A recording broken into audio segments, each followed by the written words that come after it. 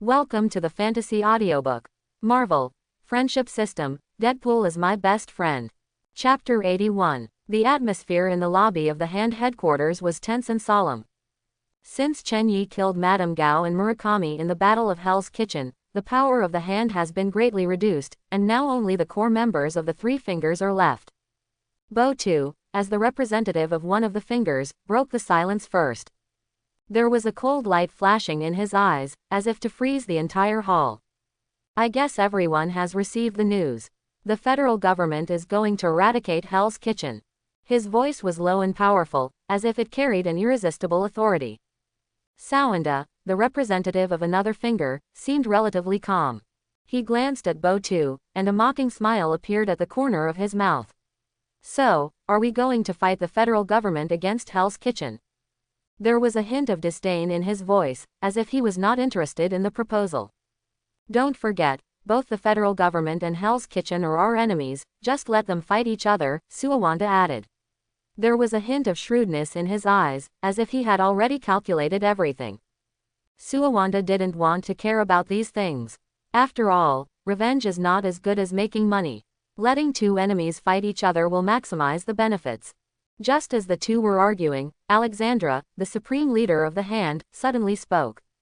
Her voice was soft and firm, as if there was an irresistible charm.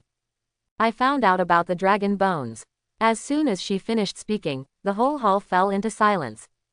What? Dragon bones? Sawanda stood up in shock, his face full of disbelief. Dragon bones mean endless power and extended life for them. They are all elders from Kunlun, who were expelled for trying to use dragon bone fossils to extend their lives. One of the purposes of establishing the Hand was to find the whereabouts of the dragon bone. Bo Tu also looked impatient, and he asked eagerly, "Where is it?" There was a tremor in his voice, as if he couldn't wait to get the power of the dragon bone. Unexpectedly, this day finally came. How could they not be anxious? Alexandra did not answer their questions directly, but gently shook the red wine glass in her hand, as if savoring the joy of victory. There was a hint of mystery and pride in her eyes. As long as we can find it and use it correctly, then we can have endless power and life. And the location is in Hell's Kitchen. Hearing the word, Hell's Kitchen, Bo Tu's face showed an ecstatic expression. He has always wanted revenge, and the dragon bone is his best chance. And Sawanda frowned. He knew that the situation in Hell's Kitchen was complicated, and this war was inevitable. Both looked at Alexandra, waiting for her final decision. Alexandra took a deep breath. She knew that her decision would affect the whole situation. We have to go to Hell's Kitchen. After all, if the federal government raises Hell's Kitchen, we will have no chance, she said firmly. Hearing this, the faces of both of them sank. They knew that what Alexandra said was true. If the federal government really raised Hell's Kitchen, they really would have no chance. After all, the high technology of the federal government is not vegetarian. So we have to help Chen Yi and his gang? Bo Tu asked unwillingly. He did not want to take the risk to help Chen Yi. After all, the risk was too great. Moreover, if people outside knew that the Hand would do this, their face would be lost. However, Alexandra shook her head. Who said I'm going to help Chen Yi? She smiled slightly, with a sly look in her eyes. Go and inform those federal congressmen who are on good terms with us. We will help them this time, without any reward, but after the matter is done, we need a piece of land in Hell's Kitchen for real estate development. Hearing this, Bo Tu and Sawanda's faces showed joy. They understood Alexandra's plan. If they could help those federal congressmen who were on good terms with them, they could get a piece of land in Hell's Kitchen, which happened to be where the dragon bones were. In this way, they could get the dragon bones and carry out real estate development, which was really killing two birds with one stone. No problem, the two replied excitedly. Alexandra, the real estate owner. The idea is really great, so that they can explore the dragon bones without restraint. SHIELD Headquarters. Captain Marvel Carol is introducing her partner on Earth to Nick Fury. This is Akaris, my friend, Carol introduced to Black Egg. Looking at Akaris in front of him, he couldn't help but murmur in his heart. He glanced at Carol and teased, "Is this your friend?" Carol felt a little uncomfortable being looked at, and finally couldn't help explaining, "Okay, ex-boyfriend." Akaris spread his hands helplessly, saying that he was also innocent. He didn't want to get involved in this matter. After all, as an Eternal, he shouldn't interfere in the war between mortals. However, Carol's repeated invitations made him unable to refuse. Nick Fury's curiosity was aroused, and he asked curiously, "So why did you bring this ex-boyfriend here? This is not a place for a date." Carol took a deep breath and said solemnly, "I invited him to come and help. If I hadn't invited him repeatedly, he wouldn't have been willing to come." Oh, Nick Fury raised his eyebrows, and he looked at Akari's carefully, and he couldn't help but doubt it in his heart. Although this man looks tall and handsome, he doesn't seem to have any particularly powerful abilities. Can he really help them fight against Chen Yi's plan? Akari's also felt Nick Fury's doubts, and he didn't want to get involved in the war between mortals, so he was ready to get up and leave. "Stop, if you dare to leave, I will tell Cersei about our affairs," Carol said. Okay, Akari's could only spread his hands and sit down when he heard the name Cersei. Cersei and Akari's are both Eternals and they were married for a while. Although they are separated now, Akari's still cares about Cersei. "Trust us, just leave Chen Yi to us too," Carol said solemnly. Black Egg looked at such a solemn promise and had to believe him. Watching the two get up and leave, Black Egg picked up the phone and ordered, "I want all the information about this man. The only thing left is that the federal government is going to eradicate Hell's Kitchen in 2 days. Good luck, restaurant." "Chen Yi, I need your help." Daredevil angrily threw his phone to Chen Yi. "What happened again?" Chen Yi stroked his forehead and took the phone curiously. He didn't understand what this blind man was doing. After all, Hell's Kitchen was already in chaos. But soon, he understood why Daredevil was so angry. When he finished reading the content on his phone, Chen Yi, who always had a good temper, also got angry when he saw this content. A video was playing on the phone, with a striking title, "Judging the Dregs of Hell's Kitchen, by the Messenger of Justice." In the video, a man in a suit wearing a black hood holds a gun and coldly shoots the residents of Hell's Kitchen. Some of these residents are real criminals, while others are innocent civilians. Without exception, they are all people who once lived in Hell's Kitchen. The man who claimed to be the messenger of justice in the video said, "At 8 o'clock tonight, 9 messengers of justice will broadcast live to deliver our justice execution to everyone. The targets of execution are all people from Hell's Kitchen. Everyone knows that the federal government is about to eradicate the entire Hell's Kitchen, and I know that no one wants people from Hell's Kitchen to appear in the environment where they live. The social garbage from Hell's Kitchen, they carry sin and greed, and will definitely bring disaster to residents of other communities. As messengers of justice, we will remove all these social residues from Hell's Kitchen and bring a clean and non-toxic social environment to our city. They will be sanctioned by the messengers of justice. Even if the Lord of Hell comes, it will be useless, they will still be judged by us. 9 live broadcast rooms will broadcast live at the same time at 8 o'clock tonight. See you there. If there are sponsors who are happy to watch, we can also customize various ways of death here." Looking at the cruel scenes and arrogant remarks in the video, Chen Yi's anger erupted like a volcano. He knew that this so-called messenger of justice was just a madman who used violence to satisfy his selfish desires. He continued to watch the video and all the comments were in support of the messenger of justice. "Very good. Must support. All the garbage in Hell's Kitchen must die. I don't know if this messenger of justice has caught the Lord of Hell, Chen Yi. He is the culprit. Thank God, the messenger of justice did what I wanted to do most." These remarks chilled Chen Yi. He didn't expect such a thing to happen. Those residents who left Hell's Kitchen did not get better, and even lost their lives. Chen Yi could not accept this reality, and he decided to take action. Although Chen Yi felt powerless for those who had died, after all, it was their own choice. But now that he knew about this, he couldn't let those innocent residents of Hell's Kitchen be hurt again. He decided to rescue them and let them have a safe life again. "I will rescue them tonight," Chen Yi promised Daredevil. Daredevil heard Chen Yi's words, and a warm current surged in his heart. He knew that Chen Yi was a responsible person, and he would definitely try his best to rescue those innocent residents. So he did not hesitate to say that he would follow Chen Yi. "I'll go with you," Daredevil said hurriedly. "After all, Hell's Kitchen is my home, and I have seen and known many residents of Hell's Kitchen." However, Chen Yi refused Daredevil's request. He knew that the military and government had already begun to block Hell's Kitchen, and there was no one near Hell's Kitchen.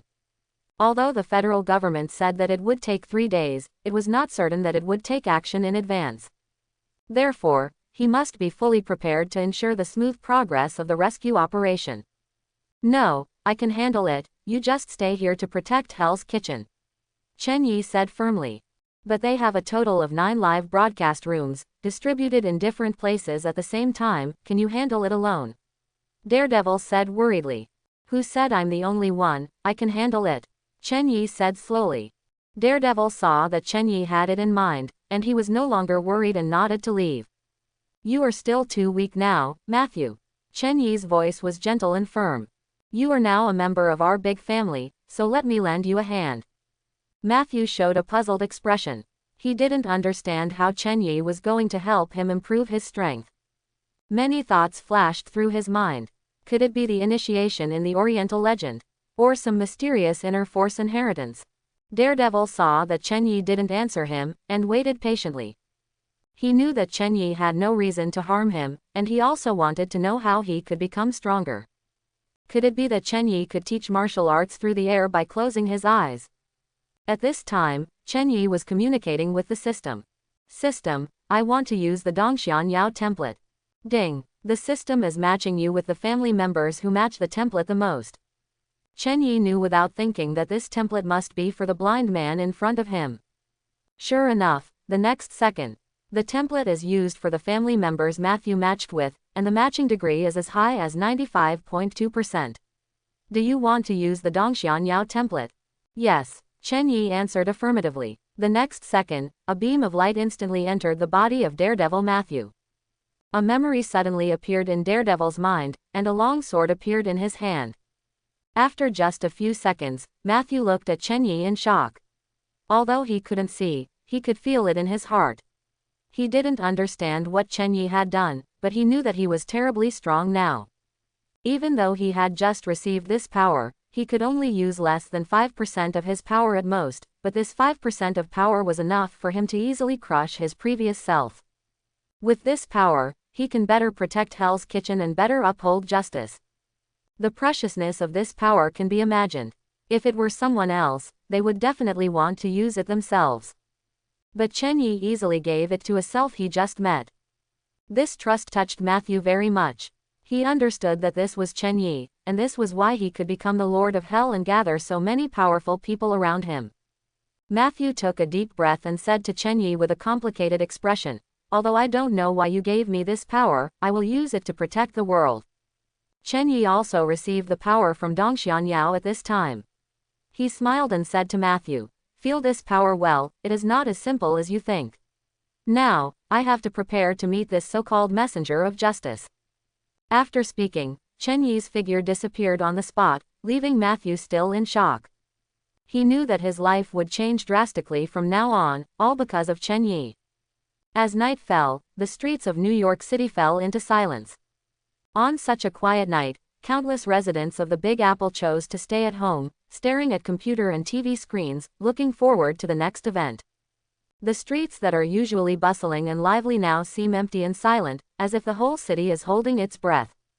In a bar in Manhattan, the bartender looked at the bar that was already full with a puzzled expression on his face. He looked around and asked the boss curiously, is it a holiday today? Why are there so many people? In his cognition, bars are usually so lively only during ball games or Super Bowl games. But as far as he knows, there is no big game today. The boss looked at the waiter with an unhappy face and scolded, what do you mean? You mean my bar is not doing well normally? Get out of here and get back to work. After saying that, he turned around and looked at the guests in the bar with a smug smile on his face. Today is the day when the messenger of justice judges those garbage people in Hell's Kitchen, so naturally many people want to watch it together. This is a big deal, the boss said loudly, attracting a lot of echoes. That's right, this kind of good thing must be watched with the brothers. A burly man said loudly, with a ferocious tiger tattooed on his arm, which looked particularly scary. That's right, I want to watch those people in Hell's Kitchen being taught a lesson by the messenger of justice. Another guest also echoed, his eyes full of anticipation and excitement. The waiter thought that these guests had a grudge against the people in Hell's Kitchen, so he asked, "Do you have a grudge against the people in Hell's Kitchen?" The tattooed man was stunned for a moment, then laughed, "We have no grudge against the people in Hell's Kitchen, and we haven't even seen them. People from the Protectorate's Hell's Kitchen are all bad people, this is common sense." The waiter was stunned after hearing this. He didn't expect that these people didn't know the people in Hell's Kitchen, but were very interested in the death of Hell's Kitchen. Just as the waiter was about to ask questions, the boss came over and scolded, "Why are you still not working? What are you doing here? Believe it or not, I will deduct your salary."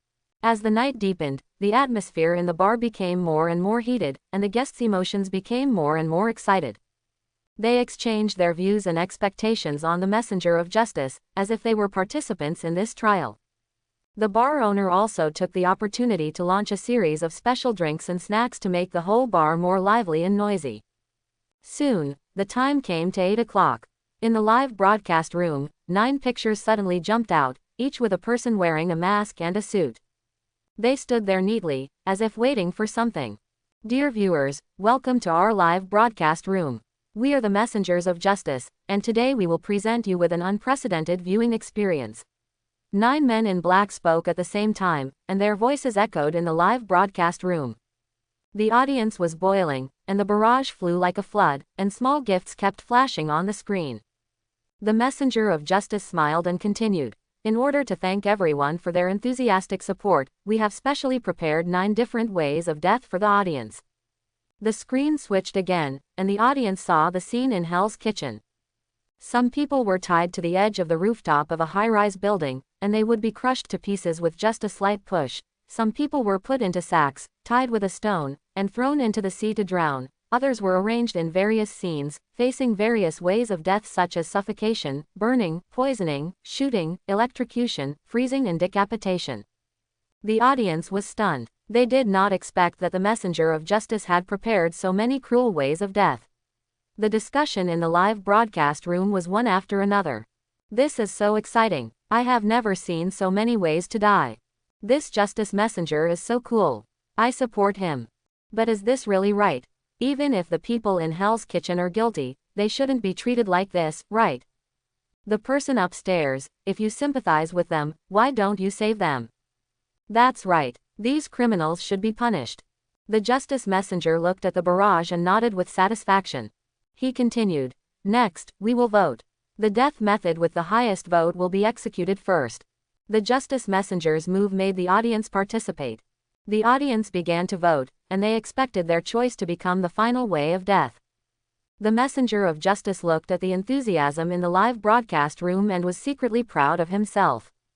As time went by, the voting results were gradually revealed. The final voting results came out, and the messenger of justice announced in the live broadcast room, "Then the first way of death will be falling from a high altitude." Don't be nervous for the audience who didn't choose the way of death you like, there will be a second round of voting later. The audience who voted for falling from a high altitude in the live broadcast room were very happy.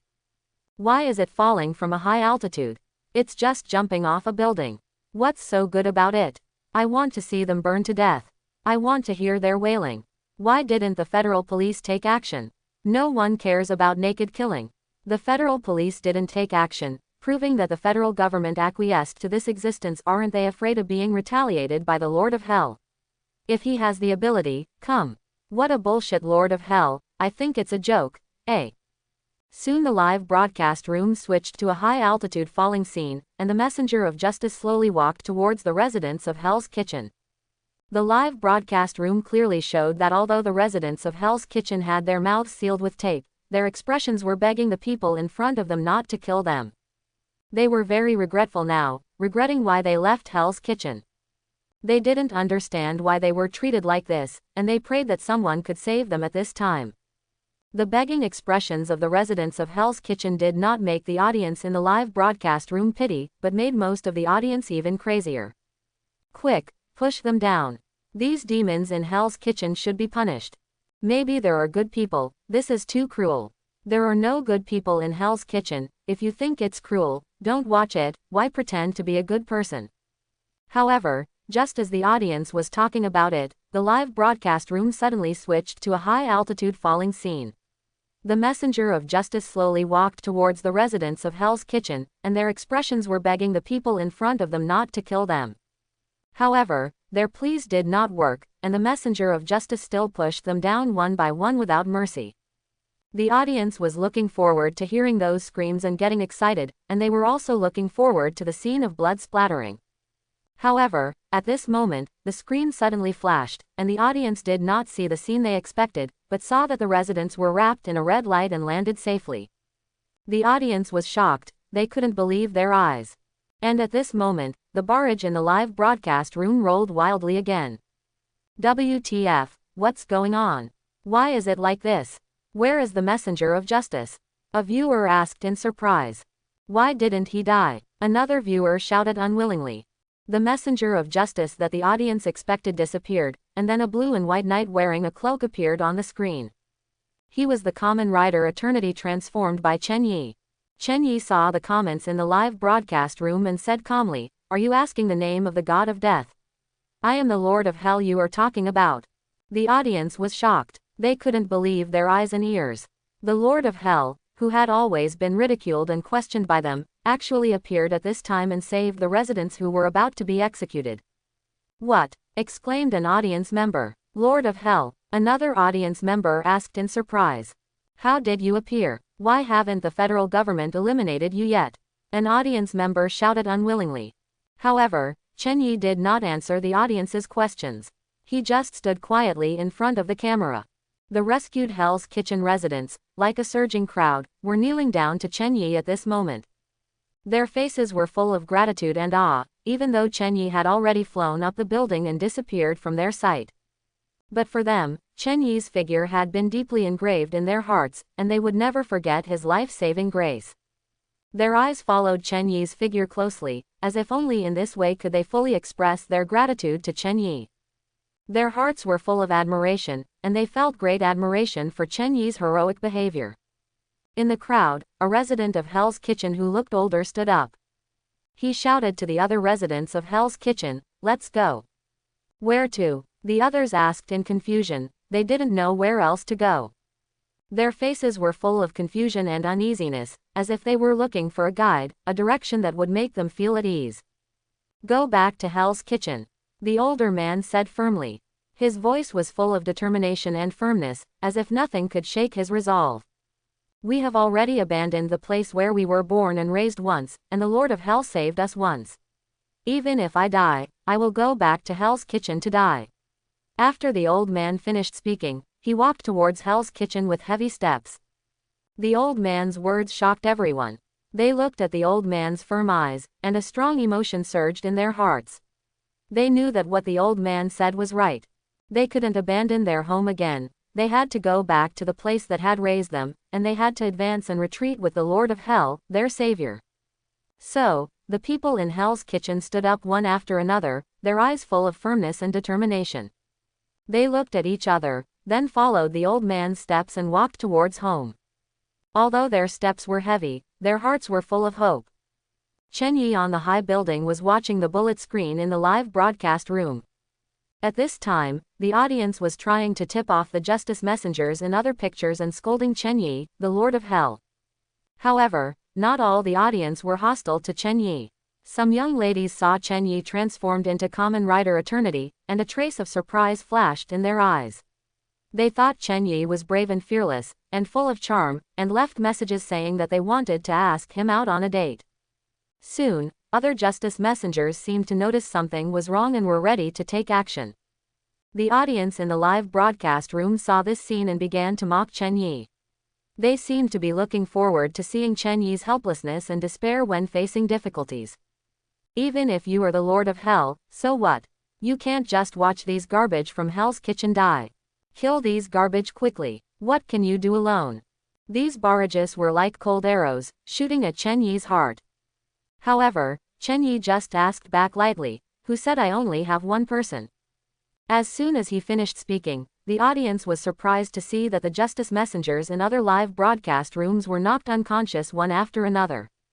They fell to the ground, as if their connection with the world was ruthlessly cut off. At this moment, the audience in the live broadcast room was completely stunned, and they left messages asking, where did these people come from? Who are they? Why did they help the Lord of Hell? Are they all Chen Yi's men? Just as the audience was discussing, a man with yellow hair and a cloak suddenly appeared on the screen. He stood in front of the live broadcast room and said with a smile, "Good evening, friends. We are Vongolai from Hell's Kitchen." Several people in other live broadcast rooms also reported their names. G. Asahi Ugetsu, Knuckle, Lampo, D. Speedo, Arnold. They said in unison, "We are the Vongola family from Hell's Kitchen." The audience was deeply shocked by this scene. They originally thought that Chen Yi and the people of the Vongola family, the people of Hell's Kitchen, were fierce gangsters, but at this moment, they saw a completely different side. The aura exuded by these people was both powerful and gentle, as if a spring breeze was blowing on the face, which made people respectful. Some female viewers even left a message for Vongola I. "A handsome man like you should be the Lord of Hell, right?" Seeing this comment, Vongola I smiled and said, "No, he is our best friend, and we are just working for him." The audience did not expect that Vongola I, who was so elegant, was not the boss. What kind of person would the Lord of Hell who controlled them be? Before they could continue to ask questions, Vongola I said, "My best friend, we have completed the task you assigned us, and we will go ahead." Then the 7 live broadcast rooms were closed, and the audience realized something was wrong after seeing the 7 live broadcast rooms closed. Shouldn't there be another live broadcast room without a talent? Why is the messenger of justice in that live broadcast room also gone? Just as the audience was discussing, Chen Yi soon gave the answer. "Are you looking for me?" Chen Yi said in the heads of the remaining 2 live broadcast rooms. "How is it possible? Is this the Lord of Hell's clone technique?" The audience said in disbelief. Some people even rubbed their eyes, unable to believe that Chen Yi could appear in different places at the same time. "Lord of Hell, it's all because of you. The show I've been looking forward to all night has been ruined by you. I want to challenge you. My address is on XXX Road, 4X Road." Someone cursed. Many people began to curse Chen Yi for ruining their good things. Chen Yi saw that someone actually revealed the address and wanted to challenge him. Soon the live broadcast room went black for a while, and the next second the live broadcast room changed again. It was a room where a fat man was wearing headphones and typing on the keyboard. The fat man who cursed Chen Yi saw that the live broadcast room was more and more familiar, and suddenly he heard a voice that made him extremely scared. "Are you looking for me?" Chen Yi said. The fat man didn't dare to look back at this time. He saw the barrage in the live broadcast room saying, "Turn back quickly. The Lord of Hell is behind you." The fat man's heartbeat accelerated. He didn't dare to look back. He really didn't want to die. He prayed that this was just a dream. Chen Yi's voice sounded again. He gently patted the fat man's shoulder and said, "Aren't you going to fight me one-on-one?" The fat man was scared to death. The people in the live broadcast room saw this scene, and their fear of Chen Yi reached its peak. They began to swipe the screen frantically, lamenting Chen Yi's terrifying ability. "This Lord of Hell is actually a mutant, he can move instantly. Too scary. In this case, he can kill anyone he wants. No wonder the federal government wants to raise Hell's Kitchen." Faced with the fear of netizens, Chen Yi just smiled faintly. He patted the fat man who was already scared to the point of peeing his pants, and warned, "So, don't say bad things about me, otherwise I might kill you the next time we meet. Look at those righteous messengers, they provoked me. What happened? We in Hell's Kitchen never cause trouble, but if someone dares to provoke us, they must be prepared to pay with their lives. Anti-tooth for an anti-tooth, evil for evil, this is the rule of Hell's Kitchen." After saying that, Chen Yi's figure disappeared in the live broadcast room, leaving only those viewers who were frightened by his words. Single quote. They began to re-examine this Lord of Hell from Hell's Kitchen, and their fear and awe of him deepened. The battle is still one day away. In the meeting room of the Avengers of S.H.I.E.L.D., Nick Fury has assembled the Avengers and the X-Men to discuss the battle plan. "That's roughly the situation," Nick Fury said in a deep voice. "The chaos in Hell's Kitchen is not terrible, but Chen Yi and his men are terrible. They have great power and will affect world peace. Chen Yi must be eliminated, And as for his men, if they can be persuaded to surrender, try to persuade them to surrender, if not, capture them alive. Then I wish you all success, and Steve will assign tasks next. Nick Fury turned and left after he finished speaking. He still had his own things to deal with. Mr. Fantastic didn't listen to Nick Fury's so-called plan at all. He was looking at the group of superheroes around him, and he couldn't help but have an ambition in his heart. He thought that if he could control this group of forces, he would definitely do better than Nick Fury. As for the saying that Hell's Kitchen affects world peace, he sneered. He knew that the reason why Nick Fury wanted to eliminate Chen Yi was because he couldn't control this power. He believed that if the Fantastic Four didn't join the Avengers, their fate would not be much better than Chen Yi and the others. He actually understood Chen Yi's approach very well.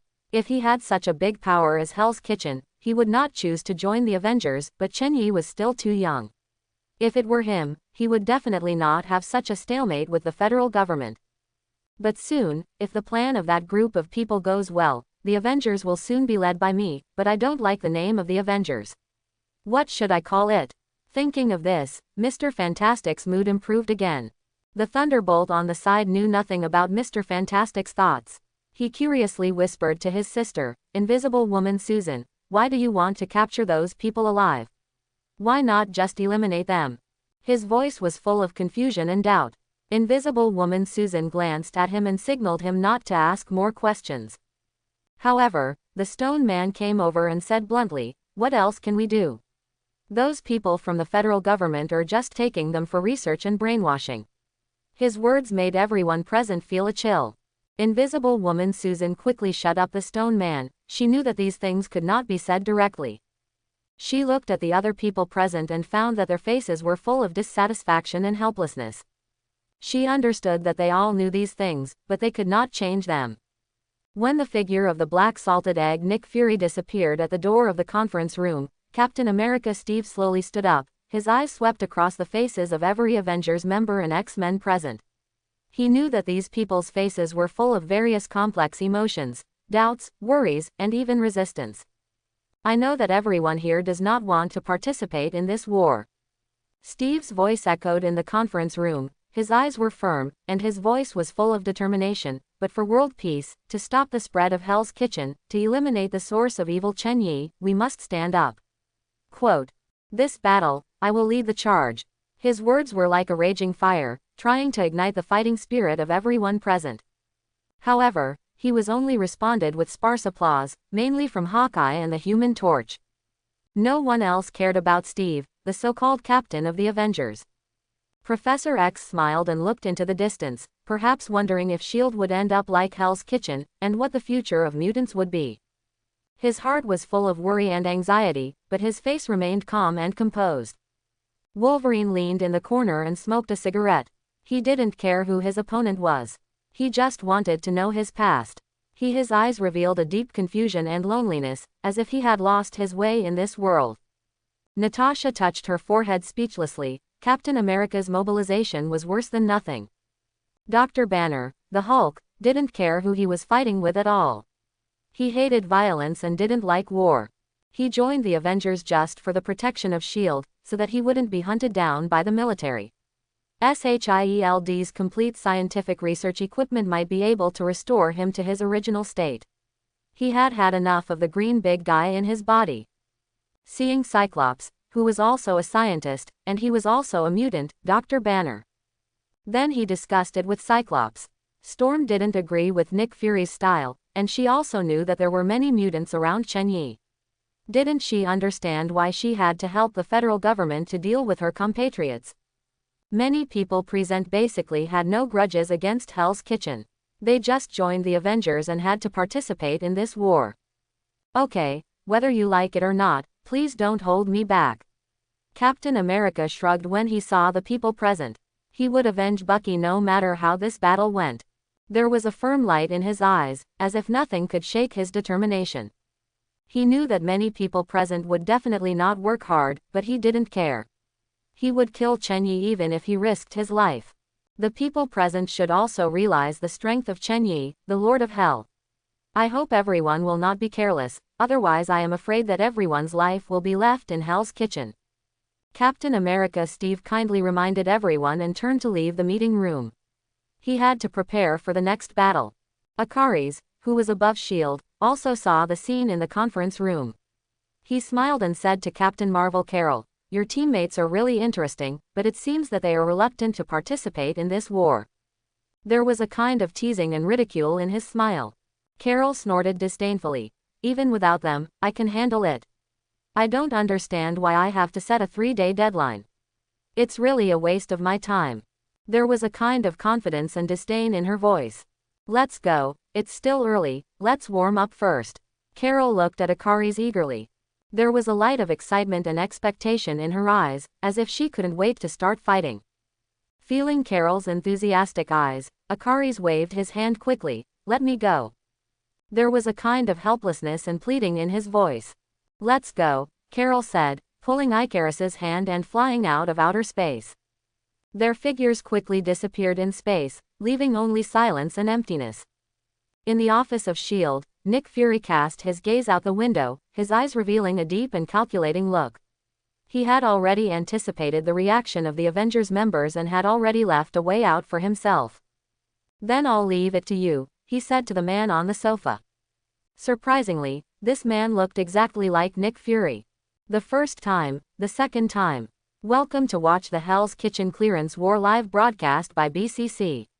I'm reporter Alice. In front of the camera, the blonde Alice greeted the audience with a smile. Her voice was full of tension and expectation, and it seemed that even she could not completely hide her excitement about the upcoming war. There is still half an hour before the time stipulated by the federal government. Now we can see that the military has surrounded the entire Hell's Kitchen and has begun to block the streets one after another.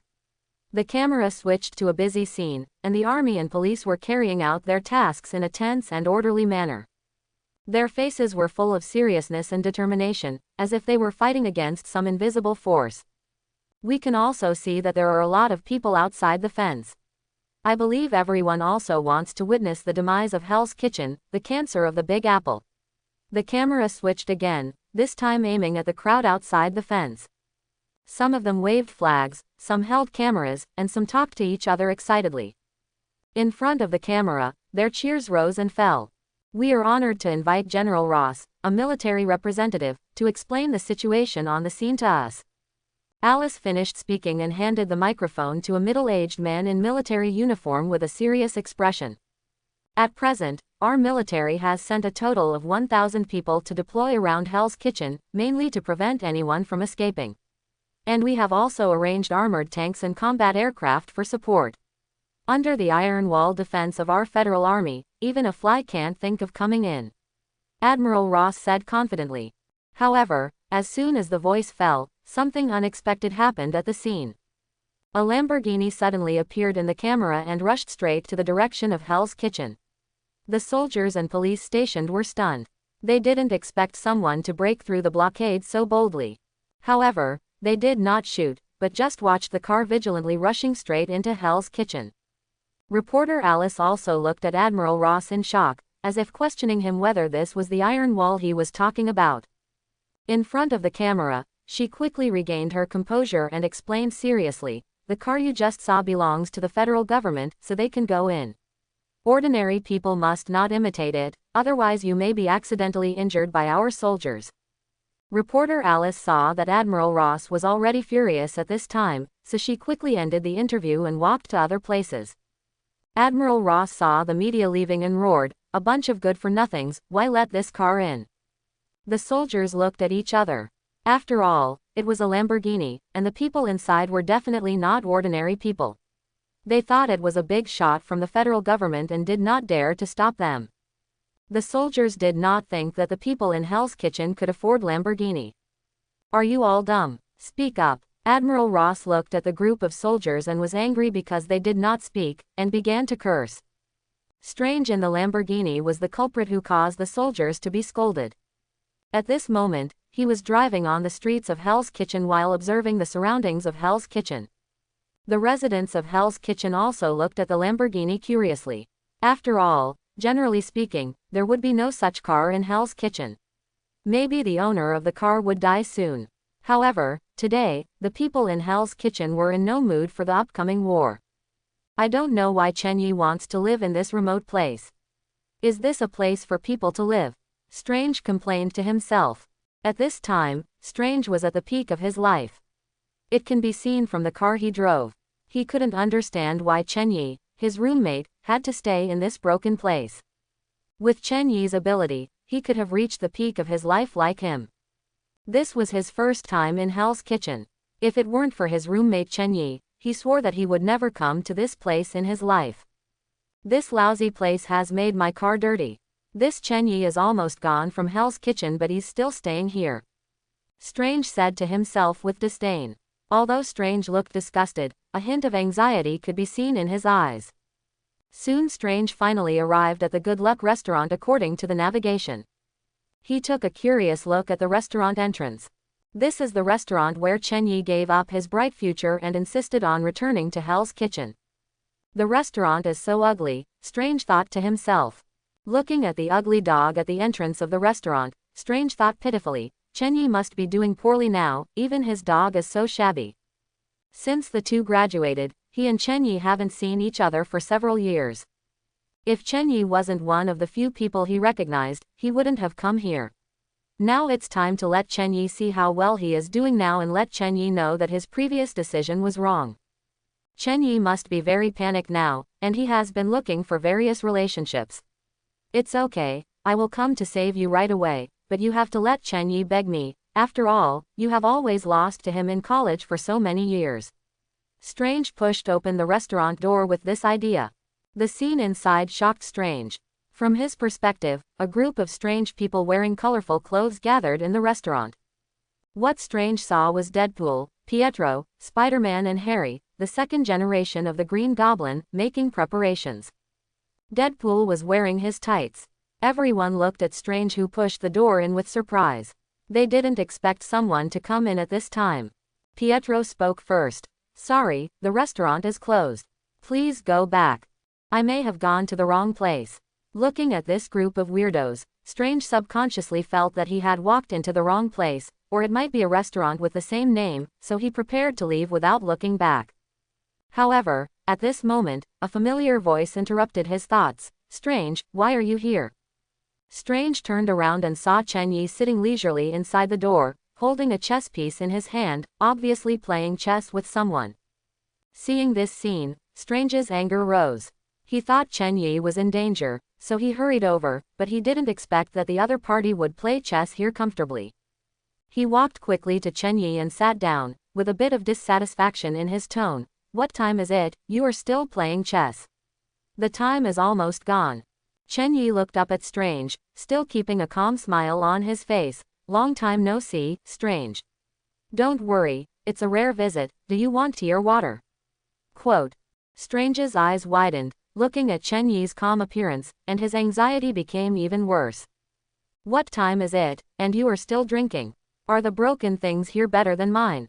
Do you know that Hell's Kitchen is about to be destroyed, and the federal government will attack in a while? When I came, I saw a lot of military people. His words revealed his blame and dissatisfaction with Chen Yi, and also revealed his concern about the current situation of Hell's Kitchen. It seems that the Lord of Hell is the cause of the trouble. You should come with me quickly. It will be too late if you don't leave now. Hearing Strange's words, Pietro and Chen Yi looked at Strange with a strange expression. Is there a problem? You residents of Hell's Kitchen, you know that all this is caused by the Lord of Hell, right? Quote. Strange said proudly. He thought ordinary people like Chen Yi didn't know the truth. Then you should know the name of the Lord of Hell, Pietro asked. Looking at the silver-haired Pietro in front of him, Strange frowned and thought, Chen Yi has fallen after returning to Hell's Kitchen. Who are the people he knows? With a head full of silver hair, he looks like a bad boy. He said as a matter of course. I don't know, I am a popular neurologist now. How could I pay attention to these people in the dome-shaped remote places? If it weren't for you Chen Yi, I wouldn't come here. So I'm so unknown, you busy man don't even know me. Chen Yi said self-deprecatingly.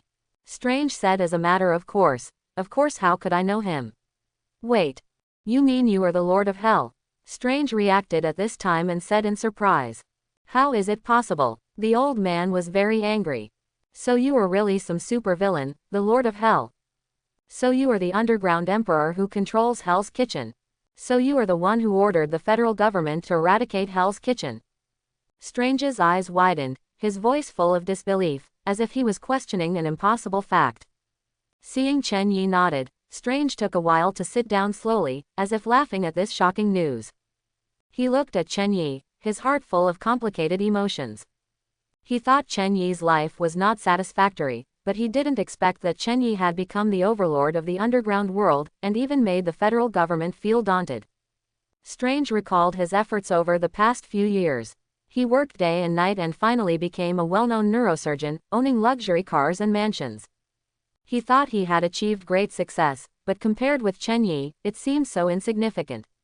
Hell's Kitchen, Strange muttered to himself. He had heard of this place and knew that it was the center of the underground world, controlling the entire American gangster forces. He even heard the popular saying, whether the American underground world is chaotic or not, Hell's Kitchen has the final say. He imagined Chen Yi sitting on the throne of Hell's Kitchen, surrounded by a group of loyal subordinates, with luxury cars, mansions, and beauties. And he himself was still working hard for a living, and all this gap made him feel a little unacceptable.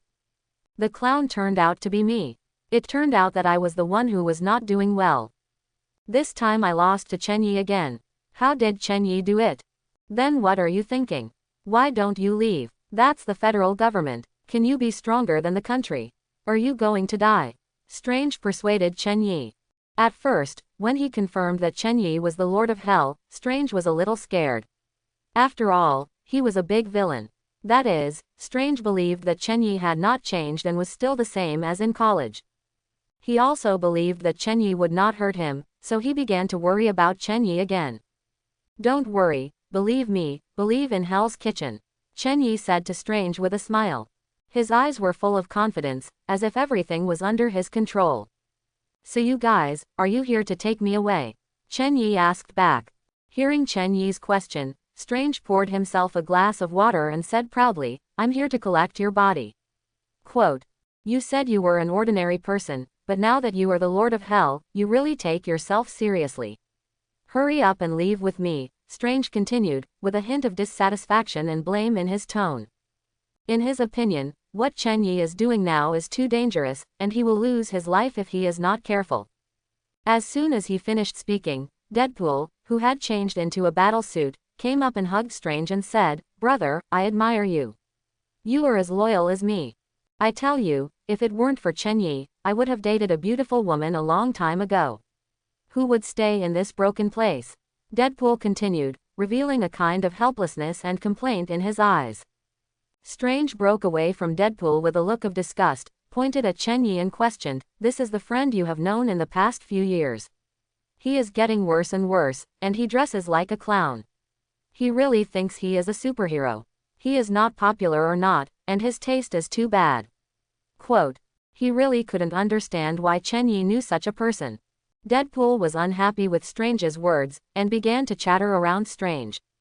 Seeing this, Chen Yi could only use chaos magic to seal Deadpool's mouth to make him quiet down, and said to Strange seriously, you are my friend, they are also my friends, don't speak in this tone anymore. After listening, Strange rolled his eyes and looked at Chen Yi speechlessly. Of course, he also listened to Chen Yi's words, but who wants to be friends with such a weird person? Wade, Strange has no ill intentions. He has always been like this. After getting along for a long time, you will know that he is a friend worth making friends with. Chen Yi explained to Deadpool. After all, Strange has not experienced a car accident yet, and has not gone to Kamartaj to practice.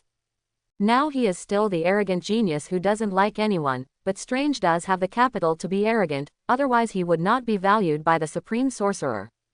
If it weren't for Chen Yi's college years, if he shows his strength, Strange will not become friends with him. It seems that Strange still needs to experience a car accident, otherwise his bad habit of looking down on everyone will never change. Chen Yi thought to himself. Strange, I will not leave. Hell's Kitchen is my home. Here are my family and friends. There are also residents of Hell's Kitchen who need my protection. Chen Yi answered Strange's question seriously, his eyes firm and deep. Besides, it's too late to leave now. Chen Yi pointed to the alarm clock on the wall.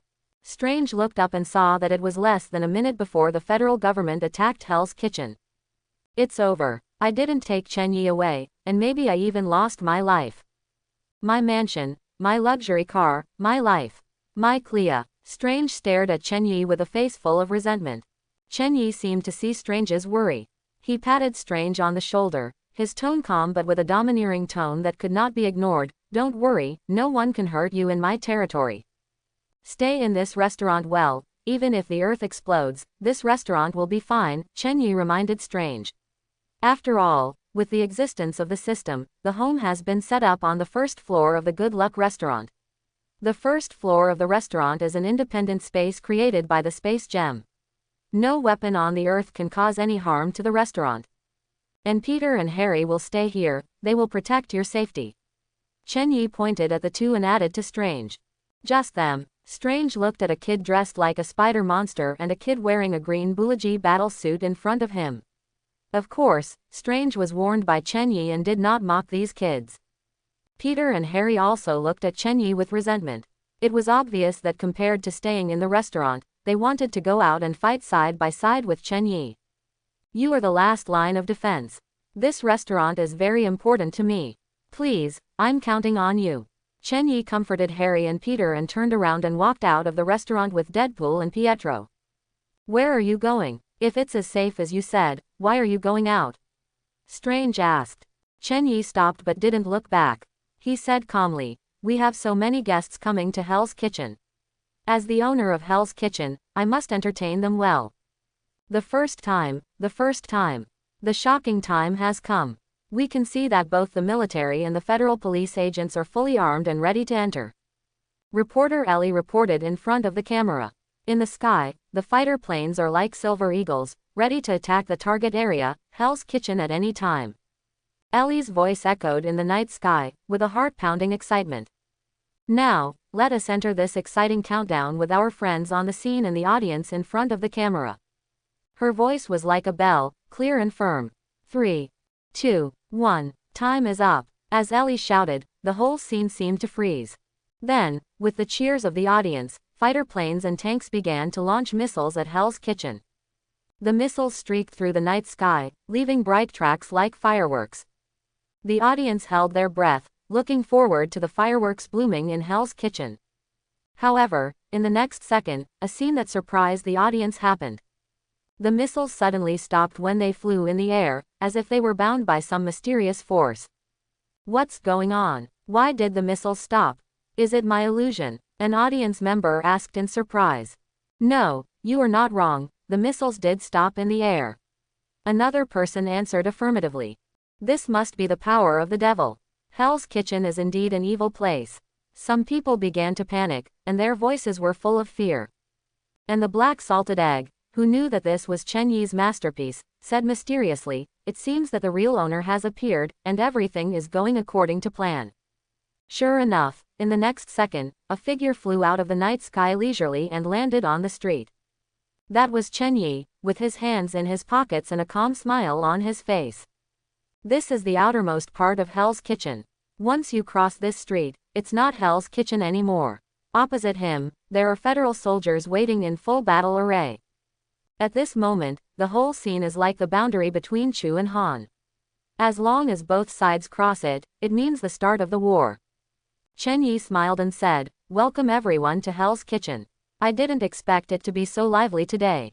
I didn't expect our Hell's Kitchen to have such a lively day. It's just that I don't like lively things. If you can, please leave now.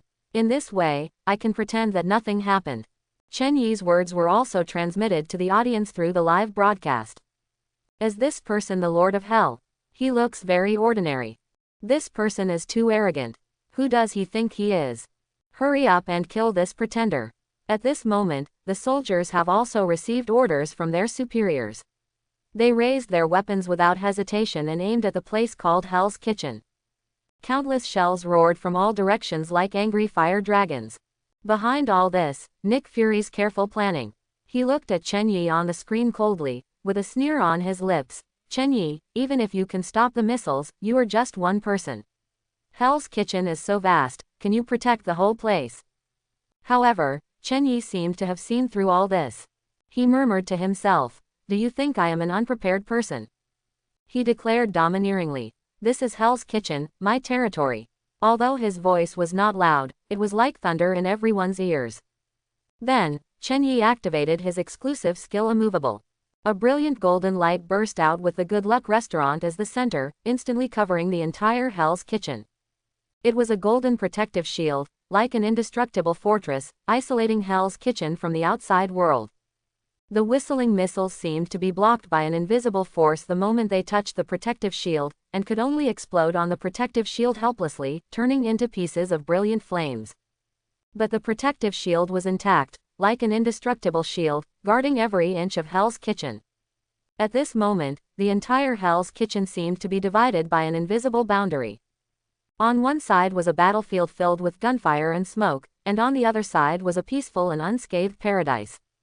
And that boundary was exactly what Chen Yi's solid defense. His action undoubtedly shocked everyone. Seeing Chen Yi facing countless shells but still calm.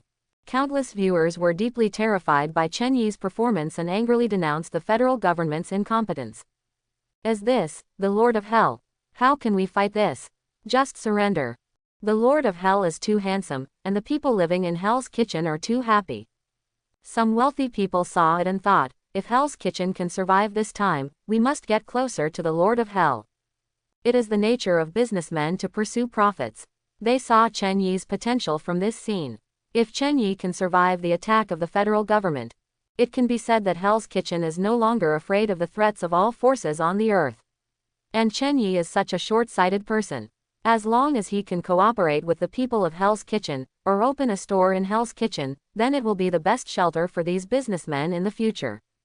If war comes, Hell's Kitchen might be the safest place. The people of the federal government are all a bunch of ungrateful people.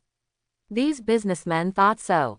Nick Fury looked at everything on the screen with a gloomy face, and couldn't help feeling a little uneasy.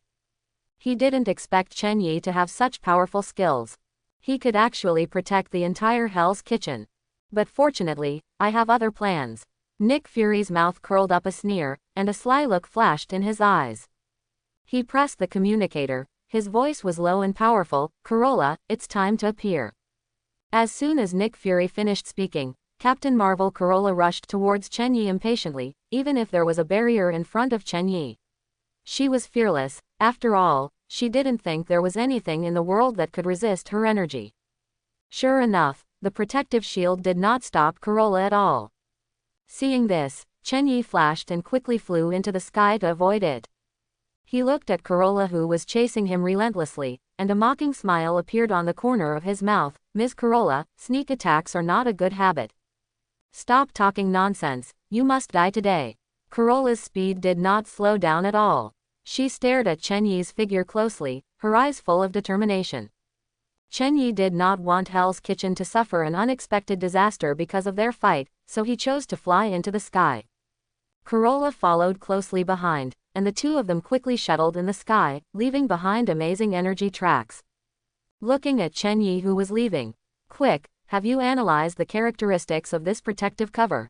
Can our people go in?" Black Braised Egg asked. "Yes, sir, as long as you don't carry heavy firearms, you can go in. Ordinary machine guns and rifles are fine," an agent reported. This is because Chen Yi set this skill to not allow any large-scale lethal things like artillery shells and tanks to come in. As for why he didn't just ban them all, Chen Yi said that this requires friend points, and Chen Yi was reluctant to spend them. "Notify all SHIELD agents to enter Hell's Kitchen immediately, leaving no one behind," Black Egg ordered. "Yes, sir." Black Egg smiled smugly. "Without you, Hell's Kitchen is vulnerable." As the SHIELD agents and the army poured into Hell's Kitchen like a tide, the tense atmosphere instantly heated up. They wore dark combat uniforms, held heavy weapons, and had sharp eyes, as if they were going to completely conquer this block. On both sides of the street, the windows of the residential buildings were closed, but through the gaps in the curtains, the residents' nervous and determined eyes could be seen. The members of the self-defense forces stepped forward one after another. Some of them were experienced veterans, some were strong young men, and some were unknown citizens on weekdays. At this moment, they united as one and vowed to defend their homes. Marion is a member of the self-defense force. He holds an old-fashioned rifle with a firm look in his eyes. While shooting, he directs others to move the elderly and children to a safe residential building. What a joke. When I was fighting, you weren't even born yet. An old man with wrinkles and scars roared. He took off his coat, revealing his muscular body. He held an M416 assault rifle in his hand and fired fearlessly at the SHIELD agents and the army. There are countless people like the old man in Hell's Kitchen. The market aunts are no longer just vegetable vendors. They hold grenades and throw them at the enemy crazily. The grocery store uncle is no longer just a small boss bargaining with customers. He took out an RPG rocket launcher from the depths of the store and aimed at the enemy in the distance. The homeless no longer wander aimlessly. They found their sniper rifles, hid in the shadows of the buildings, and looked for the right time to shoot. Even some housewives on the second and third floors picked up AK-47s, shouting, "The federal government," and fired at the troops on the street. The residents of Hell's Kitchen shouted, "The Lord of Hell will bless us, charge." For Hell's Kitchen. The residents of Hell's Kitchen showed unprecedented courage and unity to protect their homes. They built an indestructible line of defense with their flesh and blood, causing heavy casualties to the agents and troops of SHIELD under the powerful firepower of the self-defense forces and gangs. The sound of gunfire and explosions on the streets came one after another, and the smell of gunpowder filled the air. The agents and troops of SHIELD seemed to be shocked by this powerful resistance force. They began to become flustered and unable to effectively organize an effective counterattack. The residents of Hell's Kitchen fought more and more bravely, with a firm light flashing in their eyes, as if they wanted to completely drive these invaders out of their homes. This battle seemed to have become a river that separated the agents and army of SHIELD from the residents of Hell's Kitchen. On this line, courage and fear, justice and evil, survival and destruction all collided fiercely. However, in this battle, the residents of Hell's Kitchen showed tenacious vitality and unyielding fighting spirit. They used their actions to declare to the world, this is their home, and they will defend it at all costs. Strange, who was at the door of the restaurant, was shocked to see these scenes in Hell's Kitchen. Even a dog picked up a gun to resist and said in shock, "Is this Hell's Kitchen? Aren't they afraid of death? Why don't they run away? Why do they still resist? Is it wrong for them to just want to live?" Strange didn't understand. He found that he underestimated Hell's Kitchen and the residents of Hell's Kitchen, and he began to slowly understand why Chen Yi stayed in Hell's Kitchen. Then his eyes became firm and he walked towards his Lamborghini. Strange, who was standing outside the restaurant, reminded, "Sir, Mr. Chen Yi told us to keep an eye on you, please don't go out." Strange put on a doctor's suit from the car and took out a small suitcase from the front trunk. It contained his weapons as a doctor and rescue tools. "Don't underestimate me, I'm a genius doctor." Strange quickly ran towards the injured residents of Hell's Kitchen. "Chen Yi, I'm really unlucky to meet you in my 8 lifetimes," Strange cursed in his heart. In the sky, Chen Yi and Carol's battle was in full swing. Chen Yi kept an eye on the battle situation in Hell's Kitchen. Seeing the performance of the residents, he was very pleased. He could completely eliminate the agents and troops of SHIELD with the help of his partners, but he didn't do so. He knew very well that the residents of Hell's Kitchen needed to fight and grow, not to be simple. Protection and charity alone. "Are you looking down on me?" Carol said angrily at Chen Yi, who was obviously absent-minded. The enemy in front of him was actually deserting, clearly looking down on him. Chen Yi shook his head and said, "I don't look down on you. I just never took you seriously. Your strength is not enough for me to take seriously." Chen Yi's words angered Carol, and she once again burst out with all her strength and rushed towards Chen Yi. At the same time, Nick Fury looked at the agents and troops who were retreating step by step. His face was as gloomy as a dark cloud. He couldn't help asking, why can't our agents beat these Hell's Kitchen residents and gangsters? "What's going on?" Coulson explained, "Director, this is Hell's Kitchen. On the one hand, the people here are simple and honest, and every resident basically knows how to use hot weapons. On the other hand, the most important thing is the Vongola family." Vongola family? Nick Fury didn't understand at all. They are just 7 ordinary people. Even if they have high fighting ability, can't we beat them? Black Egg decided to attack Hell's Kitchen. Naturally, he had investigated the Vongola family. According to the information, the Vongola family is just a small gang that has been established for a few years. They can become the largest gang in Hell's Kitchen entirely because of Chen Yi. The people in it are all ordinary people. Black Egg doesn't understand why their SHIELD agents and military elites can't beat a gang. What's going on? Is their strength different from what we investigated? Or do they also have superpowers? Black Egg said gloomily.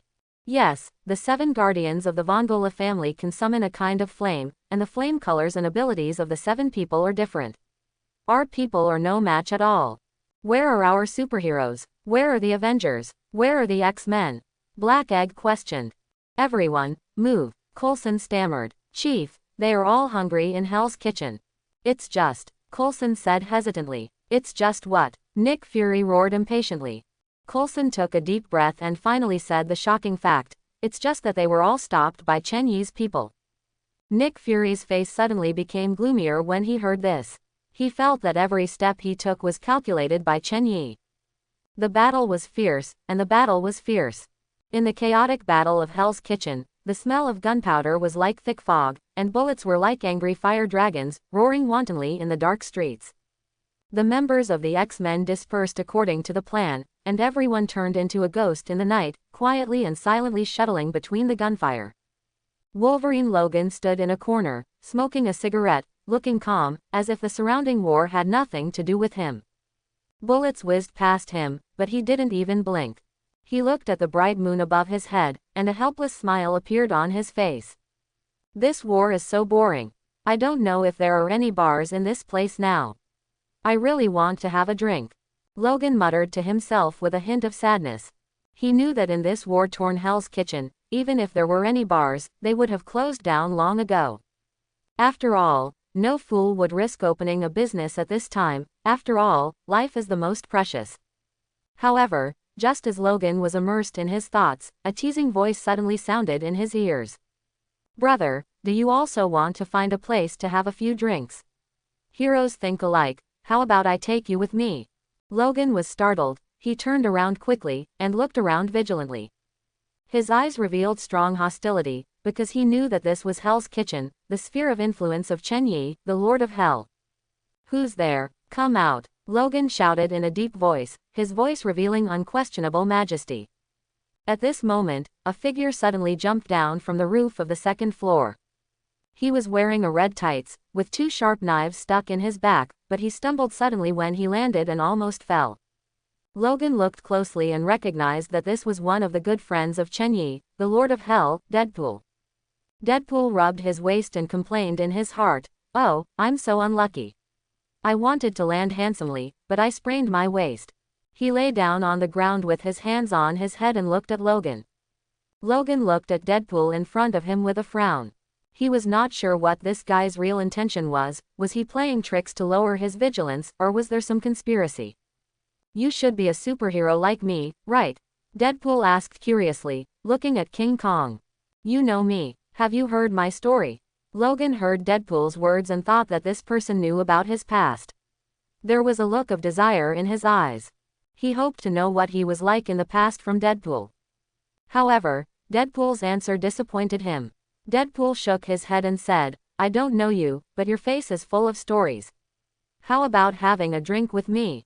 I have wine and you have stories. When Logan heard Deadpool's words, he thought that Deadpool was teasing him. A sharp flash flashed in Logan's eyes. He waved his hands, and sharp claws instantly stretched out from his fists, flashing a cold metallic luster. He moved his body and pounced on Deadpool like a cheetah, ready to teach him a profound lesson. However, Deadpool seemed to have expected it and easily avoided Wolverine's attack. While dodging, he looked at Wolverine's claws curiously, as if he was studying some new thing. Don't you feel pain, extending claws from your body? He asked jokingly. Wolverine frowned, and he was a little surprised by Deadpool's easy response. Deadpool didn't seem to stop, and he even reached out and touched Wolverine's claws, confirming that they were made of steel. He pointed at the lower part of Wolverine's body with a worried look on his face and said, You can't have claws from below, right? That girl must be in pain. Wolverine's face became even gloomier, and his anger was burning in his heart. However, Deadpool continued his chattering as if he didn't see his anger. This is too cool. What is the principle behind this? Is your superpower to grow claws all over your body? Wolverine's patience had been exhausted, and he decided to teach Deadpool a profound lesson. He attacked Deadpool frantically, and each attack was full of power and cruelty.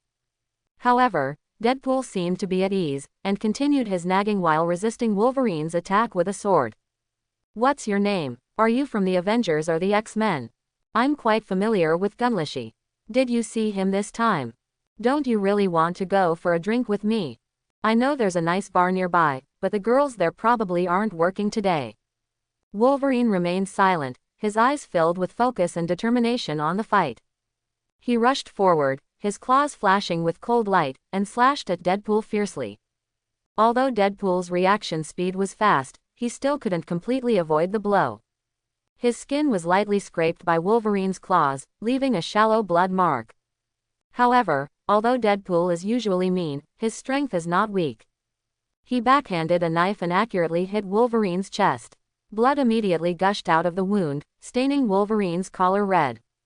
Wolverine also felt unprecedented pain, but he did not retreat, but strengthened his determination. Both of them stepped back a few steps, pulled away, and stared at each other. Deadpool looked at the wound on Wolverine's chest and was surprised to find that Wolverine's wound was also slowly healing. This made him feel a little interesting, because his own wound also had the same healing ability. It hurts so much, why don't you speak? Don't you like to talk? Deadpool asked. There was a sense of curiosity and intimacy in his tone.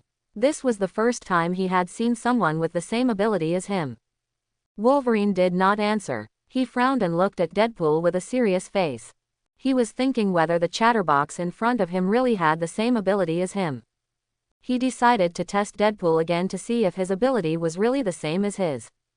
So Wolverine attacked again. He rushed towards Deadpool like a flash of lightning, his claws flashing with cold light, ready to hurt Deadpool again. However, Deadpool did not passively take the beating like before, but quickly dodged Wolverine's attack. Come on, don't be so boring. Deadpool spread his hands and said helplessly. By the way, were you also disfigured at the beginning? How did you cure it? Deadpool thought that the enemy opposite him had superpowers obtained from experiments just like him. If he knew that Wolverine was not disfigured, he would definitely start making trouble again. He tried to ease the tense atmosphere with a relaxed tone, and at the same time wanted to know more about Wolverine. If you have the ability of immortality like me, then you can't kill each other. Instead of this, why not sit down and chat and enjoy the beauty of life together? Deadpool leaned against the corner, playing with the knife in his hand, and said lightly. Logan frowned. He was indeed hit by what Deadpool said. They have immortal bodies, no matter how they fight, they are just doing useless work. You don't really want to destroy Hell's Kitchen, so why do you work so hard? Just leave the rest to Chen Yi. Chen Yi just wants me to work for him for free. Logan seemed to think so after hearing this. Anyway, he had already held back Deadpool's main force, so it wasn't considered as a slacker. But he didn't want to listen to the chatterbox in front of him, and he was tangled for a moment. Just when Logan was tangled, Deadpool suddenly stepped forward, put his arm around his shoulders, and greeted him enthusiastically. Come on, I'll take you for a drink, and we'll have a good chat. I tell you, our Hell's Kitchen. Logan was stunned. He didn't expect Deadpool to be so enthusiastic. Logan originally wanted to give Deadpool 2 claws, but then he thought that he would also heal, so he could only helplessly follow Deadpool's steps and leave. In this way, Wolverine, a member of the X-Men, was easily dragged to drink by Deadpool.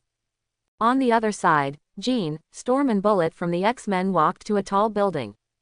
Finally, I didn't expect there was such a tall building in Hell's Kitchen. I didn't notice it last time I came here. Bullet looked at the huge building in front of her and couldn't help but sigh. Her eyes were full of curiosity and excitement, as if she had seen the upcoming battle. However, Storm was not as relaxed as she was. She frowned and reminded seriously, don't let your guard down. This is Fisk Building, and it is also one of the most important territories of the Lord of Hell. We must be careful. Jean was silent. She stared at the building in front of her quietly, as if she was looking for something. There was a deep light in her eyes, as if she could see through every corner of the building. Just as Storm and others were about to use their abilities to destroy the building, a red energy wave suddenly hit them. They immediately dispersed vigilantly and looked at the source of the energy wave. A figure slowly descended from the sky, and it was Wanda. Wanda looked at the three women. When she learned that the X-Men would attack Hell's Kitchen, she had already done her investigation. She looked at the three women in front of her and had a plan in mind. It's really tricky, Wanda thought to herself. Although the Bullet Girl is powerful, she is relatively the easiest to deal with. Her ability is as her name suggests, and she can generate huge explosive power by herself. Although Storm is powerful, she is not impossible to deal with. Her ability is weather control, summoning lightning, storms, etc. The most difficult thing for her is the red-haired woman in front of her, Jean. Wanda still remembered Chen Yi's advice to her that day: if you meet a girl with red hair, try not to provoke her. If you provoke her, your life will be in danger. Wanda didn't understand why Chen Yi said this, but now it seems that the strength of this red-haired woman is indeed extraordinary. Wanda took a deep breath and tried to keep herself calm. She knew that it was not easy to deal with these three members of the X-Men, but she would not allow anyone to destroy everything that Chen Yi was guarding. She slowly walked towards the three members of the X-Men, while releasing powerful energy fluctuations. She stared at Jean closely, trying to find her weakness. However, Jean seemed to be unaffected and remained calm and firm. Storm and Warhead also felt Wanda's powerful strength, and they immediately prepared for battle. You are Wanda, you are also a mutant, why should we kill each other? Storm's words eased the atmosphere a little. Jin's eyes were full of expectations. She looked at Wanda, as if she saw a potential powerful comrade in arms. Wanda seemed a little angry. She widened her eyes, and her eyes flashed red. Yes, it was you who attacked us. Why do you think I will join you? Her words were full of dissatisfaction and provocation. Jin frowned slightly. She knew that it was not easy to convince Wanda. However, she still held a glimmer of hope. After all, Wanda's ability was too strong. If she could join the X Academy, it would undoubtedly be a great help to the Academy. At this moment, Wanda suddenly launched an attack. Her eyes turned red, and chaos magic gushed out like a tide, forming a red light that wrapped her whole body. She launched a fierce attack on Jean, Storm and Warhead. Storm was not to be outdone. Her eyes turned white and she began to summon a storm. The clouds in the sky gathered quickly, and lightning and thunder seemed to foreshadow the coming of a storm. The lightning intertwined into a net and launched a counterattack against Wanda. Jean was not to be outdone. She controlled her telekinesis to fight against Wanda's chaos magic. Her telekinesis bound Wanda's movements like a rope, trying to limit her attack. The Bullet Girl took the opportunity to accumulate strength and prepare to give Wanda a fatal blow. The sky became darker, and the sound of lightning and thunder resounded through the sky. Chen Yi felt the change in the weather in the sky, and he knew that it was caused by Storm's ability. He used his observation hockey to sweep and found that Wanda was fighting 1 against 3, and the battle was extremely fierce. He couldn't help but start to worry. Although Wanda had the bonus of the title of Family Knight, her combat power would be increased by 20%, but he was still worried that she could not resist Jean's ability of Phoenix Girl. How could Professor X bring in such an unstable mutant? Isn't he afraid that Phoenix Girl will lose control? Chen Yi complained in his heart. He knew that Phoenix Girl Jean's ability was very powerful, but also very unstable. If it loses control, the consequences will be disastrous. Carol seemed to have noticed Chen Yi's focus, and she taunted, "Are you concerned about your girlfriend? Do you need to help her? Sorry, I won't give you this opportunity."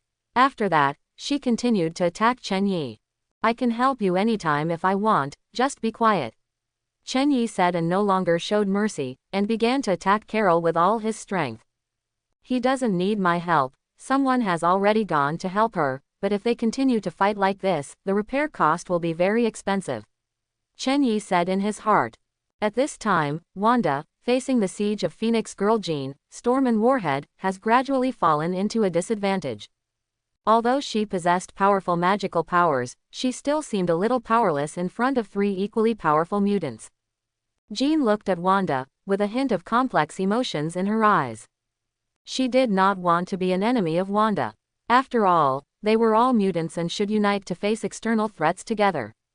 "Surrender, Wanda, Jean advised, we really don't want to attack you. Her voice revealed a sense of helplessness and regret. Wanda stared at Jean closely, with a trace of blood flowing from the corner of her mouth, and her clothes were a little tattered. But her eyes were extremely firm, as if saying, I don't fall easily. Storm couldn't help but interrupt and said, you are only one person, you can't beat us. Give up, Wanda. There was a hint of reluctance and regret in her voice.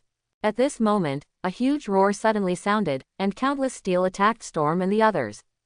Along with the sound of steel, there was also a crisp female voice, who said he only has one. Everyone looked up and saw a green-haired woman slowly falling from the sky. Wanda, why are you so embarrassed? A green-haired woman slowly fell from the sky. Wanda looked at it and smiled and said, call me sister, Sister Dane. It turned out that the green-haired person was Lorna Dane, who can also be called Polaris, and she is Wanda's half-sister. Wanda didn't bother about why Polaris came. Polaris helped Wanda up and said with some dissatisfaction, we are not born of the same mother. How can I be your sister? Let's get rid of the enemy first. Polaris turned his head and looked at Storm and the other two and said seriously, he tried to skip the topic of calling sister. Wanda smiled and said nothing. He looked at Storm and the other two with a firm look and said, yes, let's get rid of them first and then let you call me sister. Not to, Polaris joked.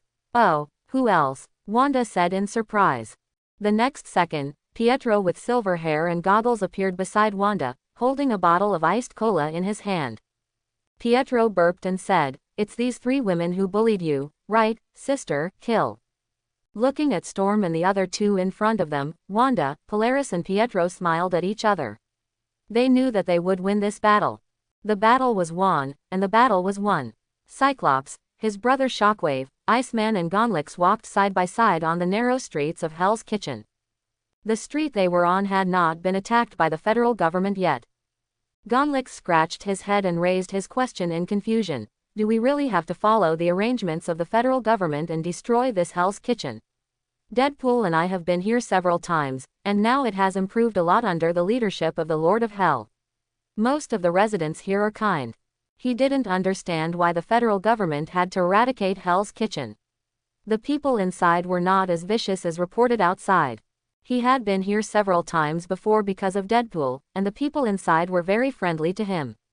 What he didn't know was that the people inside were so kind to him because the people in Hell's Kitchen saw that bullets had no effect on him once, so they were so polite. Yes, there are still many mutants here.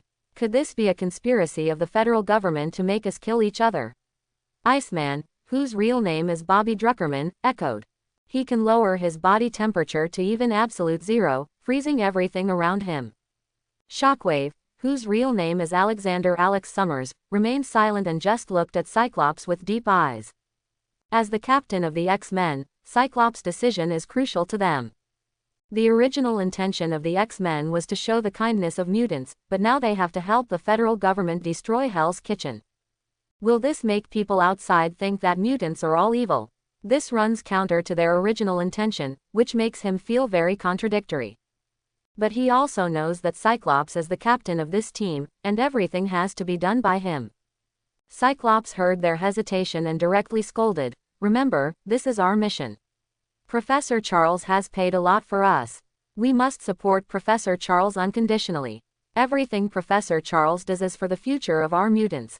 He also questioned the purpose of the federal government, but the most respected Professor Charles agreed. They had no choice for the future of mutants. At this moment, they suddenly felt a strong air flow and the weather began to change dramatically. It was obvious that Storm was using her ability. The four of them immediately looked at each other and knew that Storm had already started fighting. Cyclops immediately said nervously, hurry, we must hurry to support Monroe and the others. Cyclops was most worried about Jean, and she also followed Storm. Jean's ability was powerful and dangerous. If the people in Hell's Kitchen angered her, the consequences would be disastrous. He couldn't wait to find Jean and ensure her safety. They quickly quickened their pace, crossed the dark streets, and rushed in the direction of Storm. Suddenly, someone blocked their way. The four stopped and looked carefully. It was a man wearing a red tights with a sword on his waist. Who are you? Are you the Lord of Hell's men? Don't block our way. Gangalashi took the lead and his whole body began to turn into silver steel. He tried to carry away the person who was blocking the way in front of him. Be careful, he is Daredevil. Cyclops, who is worthy of being the captain of the X-Men, recognized this person at a glance and reminded him. Hearing Cyclops' words, several people were ready to fight as if they were facing a great enemy.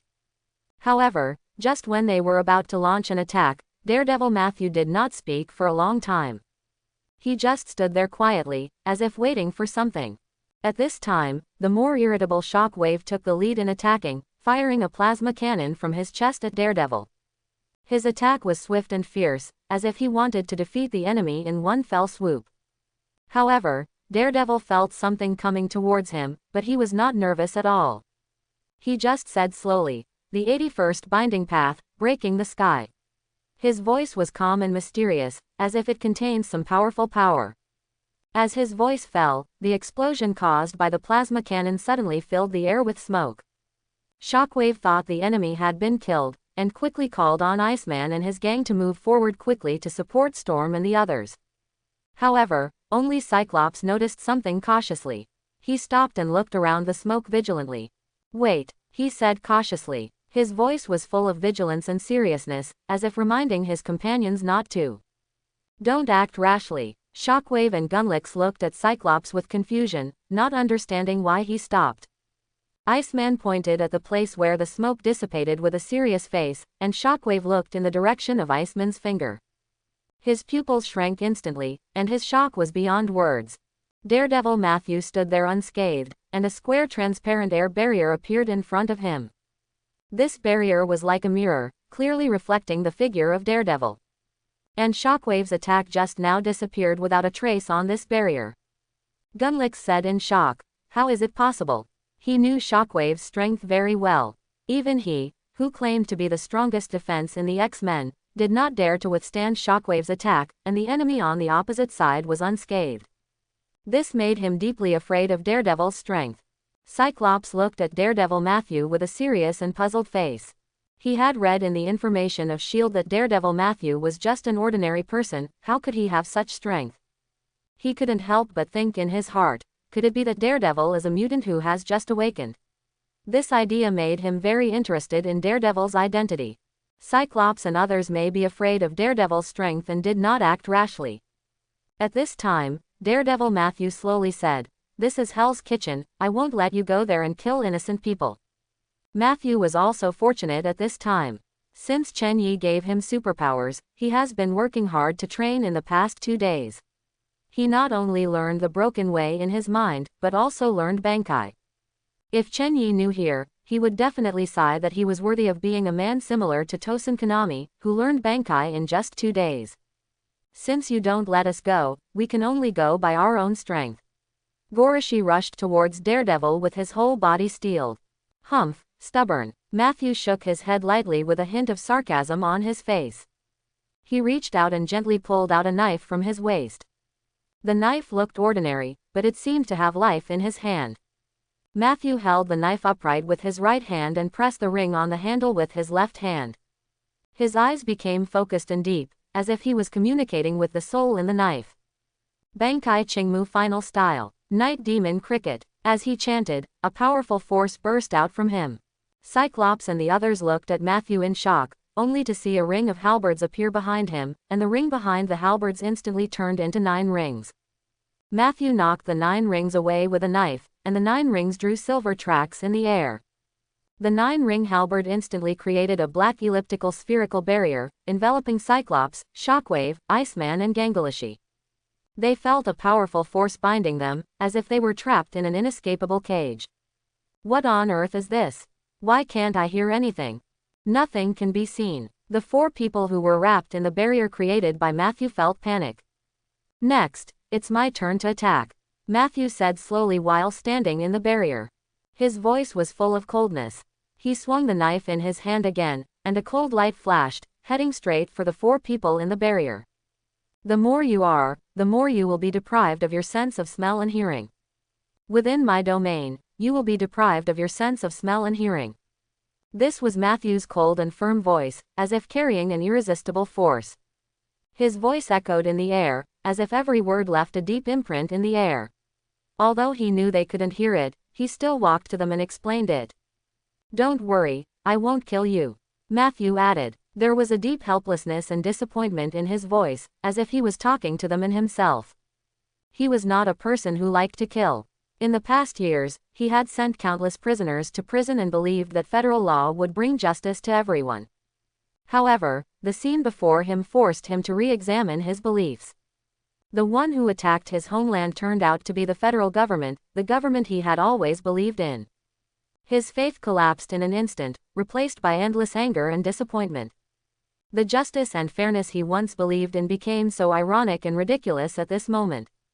Although his heart was full of anger and disappointment, Matthew still adhered to his bottom line, not to kill. There was a kind of determination and firmness in his eyes, as if telling himself that no matter what he faced, he would not give up this bottom line. He slowly walked towards the shock wave, the knife in his hand flashed, and the air seemed to be cut open with a knife. Shock wave was still immersed in the endless darkness and silence. The sudden pain made him sober up suddenly, and the blood dyed his vision red. He fell down powerlessly, unable to resist. Matthew's eyes were cold and deep, as if he had foreseen all this. He did not show any pride because of his successful defeat of Shock Wave, but turned to the next target, Iceman, more calmly.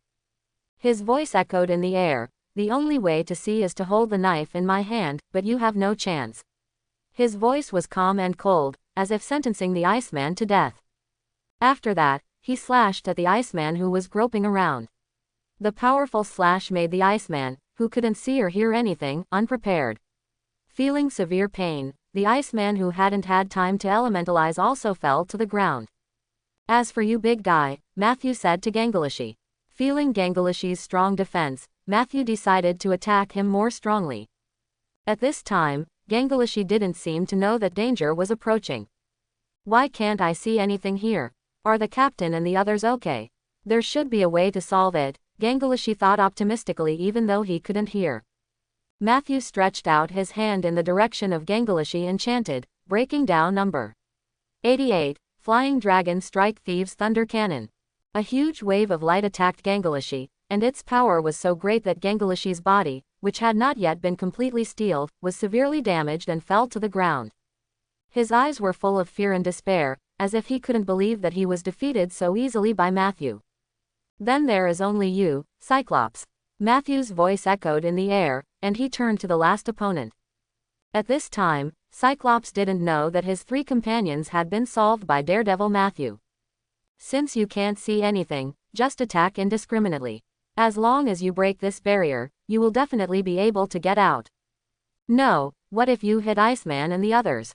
It should be no problem if you only shoot in one direction." Cyclops' heart was full of entanglements and contradictions. He wanted to break the barrier, but he didn't want to hurt his companions. In the end, he made a decision. Cyclops took a deep breath and took off his special glasses. Then, a dazzling light shot out from his eyes and hit violently in one direction of the barrier. Matthew felt this scene and was surprised. He did not expect that the enemy in front of him had such a powerful ability. The power of this light was enough to make him feel palpitations. "It's useless. Although my barrier is ordinary, with your attack power, you will fall before you break the barrier," Matthew said disdainfully to Cyclops, who was still shooting light in one direction. His words were full of confidence, as if he had seen the moment when Cyclops fell. After speaking, Matthew slowly walked towards Cyclops, the knife in his hand flashing, ready to give the final fatal blow. "Feel." Cyclops, who was attacked by his own body, backed away in pain. "Oh no, I'm going to die if this goes on. What should I do?" Cyclops thought. After all, it was obvious that the enemy could see them, but he couldn't see the enemy. Matthew was surprised by Cyclops's tenacious resistance. He thought he could end the battle with one knife, but he didn't expect Cyclops to be able to hold on. However, he didn't give up, but became more determined to defeat the opponent. He swung the knife at Cyclops again, this time aiming at his feet. Cyclops was knocked to the ground by Matthew's attack. He struggled to stand up, but his body had lost strength. But he also destroyed the barrier. When he regained his vision, he saw a scene that made him furious. Iceman, Gunner and his brother Shockwave all fell to the ground. He thought all three were dead. Cyclops saw this scene and a strong anger surged in his heart. He thought his friends were all dead, which he couldn't accept. He struggled to stand up and seek revenge on Matthew. However, Matthew did not give him any chance and knocked him out with one blow. While he was unconscious, Cyclops heard Matthew's voice. "Don't worry, they are not dead." This sentence made him feel a little relieved. Matthew put away the knife, did not look at the four people lying on the ground, turned around and walked towards other places in Hell's Kitchen where fireworks roared. He knew that there were more residents there who needed his help. Stark Tower. Tony, wearing the Iron Man suit, was ready to support Chen-Yi, but he was stopped by an unexpected person. "Rhodes, are you going to stop me?" Tony looked at his friend Rhodes in confusion and asked. The two of them were in a state of panic, and the two of them were in a state of panic. Tony stared at Rhodes, his heart full of confusion and puzzlement. He regarded Rhodes as his closest friend, but at this moment, he could not understand why Rhodes would stand on the opposite side of him and stop him from helping his friend Chen-Yi. He stood there, looking at Rhodes firmly, trying to understand why his good friend would stop him from doing what he thought was right. "Tony, you know I won't stop you for no reason." Rhodes' voice was steady and powerful, and every word revealed an unquestionable firmness, "but this time, I can't let you go." Tony frowned. He didn't understand why Rhodes said that. He thought Chen-Yi was his good friend and he needed his help. He couldn't just sit back and let Chen-Yi and the people of Hell's Kitchen face the attack of the federal government alone. "Why, Chen-Yi is my friend, and he needs help now." Tony's voice was full of confusion. His eyes flashed with a firm light, as if they were about to burn. "Don't tell me about the shitty federal government, I don't care, and I'm not afraid. If you still regard me as a friend, don't stop me." Tony shouted angrily. He was a little emotional, but his words revealed his cherishment of friendship and his deep feelings for Chen-Yi. In Tony's view, the reason why Chen-Yi had a conflict with S.H.I.E.L.D. was because of his own reasons. He felt that he was responsible for Chen-Yi and the people of Hell's Kitchen, which made him feel very guilty. He has been trying to find a solution to the problem these days, using all the resources and connections of the Stark Group to try to resolve the crisis for Hell's Kitchen. However, the results he got disappointed him. The group of people in the federal government seemed determined to eradicate Hell's Kitchen, and Tony was unwilling to compromise even if he paid a great price. He never gave up until the war came. He felt that it was time to help Chen-Yi and the others. He didn't expect that someone would stop him. Moreover, this person was his good friend Rhodes. This made Tony even more confused and angry. He didn't understand why Rhodes would stand on the opposite side of him and stop him from doing what he thought was right. Rhodes looked at Tony with mixed emotions in his eyes. He took a deep breath and began to explain his position. "You should know that you are different from Chen-Yi. Stark Group has a long-term cooperative relationship with the federal government and even the military. These relationships have brought a lot of orders and profits to Stark Industries, and also provided the necessary technical support for the federal government and the military. If you show up in Hell's Kitchen now, it means that your Stark Group has broken with the federal government and the military, and Stark Industries will face huge losses. A large number of citizens will be unemployed. Is this the result you want to see?" Rhodes looked at Tony expectantly after he finished speaking, hoping that he would not be impulsive. However, how could a smart man like Tony not know these things? He didn't care. He was very confident in his scientific research ability. The federal government had better not buy from Stark Industries. Anyway, he had already cancelled the Weapons Research and Development Department. As long as Tony was still there, Stark Industries would be there.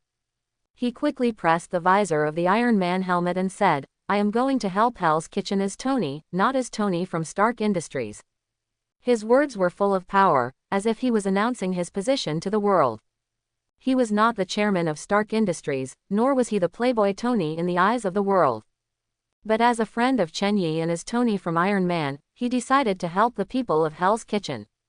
After Tony's words fell, he turned around without hesitation and rushed towards the direction of Hell's Kitchen like an arrow from a string. In the night sky, his figure drew a bright arc, as if a meteor broke through the dark sky. However, what Tony didn't expect was that he didn't reach his destination smoothly. A dazzling light flashed, and Rhodes's steel armor suddenly appeared in his sight, blasting towards him without warning. Tony was knocked to the ground by this powerful force, and his whole body rolled on the ground for several times before barely stopping. Tony, lying on the ground, was full of shock and disbelief in his eyes. He slowly climbed up and looked at Rhodes in front of him, his tone full of anger and doubt. "You actually wore the armor I gave you to stop me." Rhodes looked at Tony, his eyes full of helplessness. He explained, "There is no way, I can't watch you take Stark Industries to Hell's Kitchen, and stopping you is also a military order." After hearing this, Tony felt sad. He looked at Rhodes disappointedly, and couldn't help thinking that if it was Chen Yi, he might choose to disobey the military order to help him. Thinking of this, Tony shook his head gently. "I still prefer to be friends with Chen Yi and his gang. There is no intersection of interests. Chen Yi has no conflict of position except for being desperate for money." Tony thought bitterly in his heart. Tony didn't think Chen Yi's desperate for money was a bad habit. On the contrary, Chen Yi just wanted money. How could he not satisfy such a simple request? Compared with Chen Yi's help to him, he saved his life and helped him find the real murderer who killed his parents. And because of him, he was the enemy of the federal government. Money was not an excessive request. What a kind and pure person. He was so poor that he only had money left.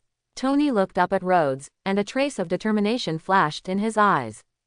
He knew that he could not give up like this. He had to do his best to help the people in Hell's Kitchen and Chen Yi. He said firmly, "Then try to stop me. Don't forget that your armor was given to you by me." After that, Tony said no more. He accelerated and flew out. Rhodes followed closely behind, and the battle between the two was about to break out. At this moment, they were no longer friends, but opposing parties. With the better performance of the iron armor on his body and his greater familiarity with the iron armor, Tony quickly gained the upper hand in the battle. He flexibly avoided Rhodes's attacks and constantly launched counterattacks.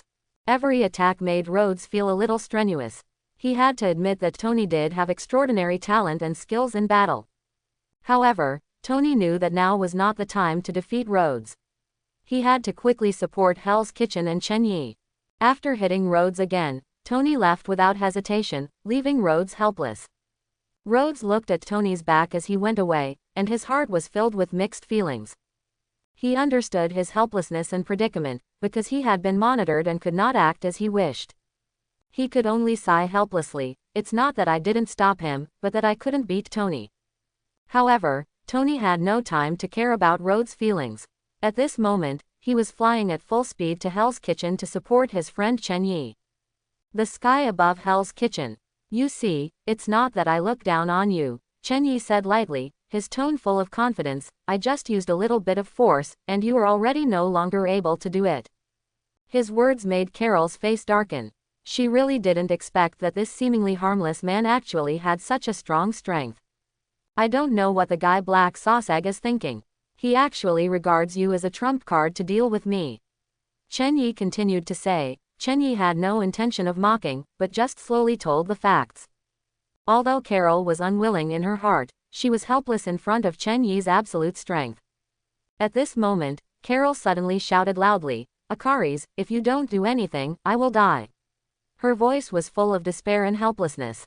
As soon as the voice fell, another figure flew in the sky. It was Akaris, a member of the Eternals. He was wearing a silver-white battle armor, like a god descending from the sky, giving people an invincible majesty. His appearance rekindled hope for Carol, who was already desperate. Chen Yi frowned slightly. He looked at this sudden figure with a puzzled expression on his face. "Eternals." His voice was full of surprise, as if he was surprised by the appearance of the Eternals. After all, the last time the Eternals appeared was more than 400 years ago, and those who knew them should have died. Carol and Akaris looked at Chen Yi's expression and were shocked. They didn't expect that Chen Yi actually knew the existence of the Eternals. Who is this ordinary man? His identity and his origins made them curious. "Who are you and why do you know about the Eternals?" Akaris asked solemnly. His heart was full of doubts and vigilance. He didn't understand why anyone knew about the existence of the Eternals. Could it be that this person was a mutant? Chen Yi looked at Icarus's vigilant eyes, smiled and shook his head. As for me, it's obvious that I'm just an ordinary resident of Hell's Kitchen. His tone was relaxed, as if he didn't care about their surprise and doubts. Then Chen Yi said, "Didn't you Eternals receive instructions from the Celestials not to interfere in human conflicts? Aren't you afraid of being punished for participating in this war?" His voice revealed a kind of sarcasm and dissatisfaction. "But it's true, it's not the first time for you. Many years ago, an Eternal named Druid intervened in human wars." Chen Yi sneered. He didn't have any good feelings for this kind of Eternals. They were just a group of high-ranking guys. Relying on their own strength, they do whatever they want and don't care about the life and death of humans at all. Akaris looked at the man in front of him in shock, not understanding why he knew so much about their affairs, which should not be known by anyone else. His heart was full of doubts and vigilance. "Stop talking nonsense, and fight quickly." Carol's words were like cold orders, without a trace of emotion. She no longer gave Chen Yi any chance, and rushed towards Chen Yi like a flash of lightning. Seeing this, Akaris temporarily put aside his doubts. He knew that now was not the time to investigate Chen Yi's identity, and he needed to test Chen Yi's true strength as soon as possible. So he followed closely and attacked Chen Yi. "Even if both of you are not my opponents," Chen Yi said calmly. His eyes revealed a kind of confidence and determination, as if he could easily deal with any enemy. The battle between the three was extremely fierce, and every collision seemed to cause the vibration of space, and the powerful breath was suffocating. Their fighting skills and strength have reached an astonishing level. Every attack and defense is like lightning and thunder, so fast that it is hard to keep up. Their figures intertwined in the air, as if forming a magnificent picture. This battle not only caused a sensation on the ground, but also made the night sky of the entire Hell's Kitchen brighter. The sound of their fighting echoed in the night sky, and even in the Hell's Kitchen with the roar of gunfire, it could be heard clearly. "Such a loud noise, can't people sleep?" An ant who was resting in the Hell's Kitchen walked to the balcony and cursed at the sky. "In this Hell's Kitchen with the roar of gunfire, can we still sleep peacefully? It is not an ordinary person who can sleep soundly. Who is fighting up there? Why is there so much noise?" A gang member said in shock as he watched the battle in the sky. Although they are in the gang, this is the first time they have seen such a battle. "Who else could it be? It must be our Lord of Hell," said a resident of Hell's Kitchen who worships Chen Yi, with a fanatical light flashing in his eyes. For him, Chen Yi is their hero in their belief. "Son of a fool, you dare to besiege our Lord of Hell, are you bullying us because there is no one in Hell's Kitchen? Come on, let's get rid of these rubbish and support Chen Yi." A middle-aged uncle rushed over with a submachine gun after saying this. Von Golai looked at the battle in the sky, and his eyes also flashed with determination. He said to the other guardians, "Let's work harder, we can't lose to Chen Yi. Chen Yi, he's so powerful that Carol can't even defeat him." Fortunately, Carol called a companion. Black Stewed Egg said with lingering fear, if he couldn't beat Chen Yi, Black Stewed Egg would have no use even if he had any other plans. "Chen Yi is the most critical link. Carol, you guys have to work harder. The Lord of Hell is so powerful, if he really wants to do something, he would have done it long ago. Maybe the Lord of Hell is not as bad as the federal government thinks." A bystander looked at the sky and said thoughtfully.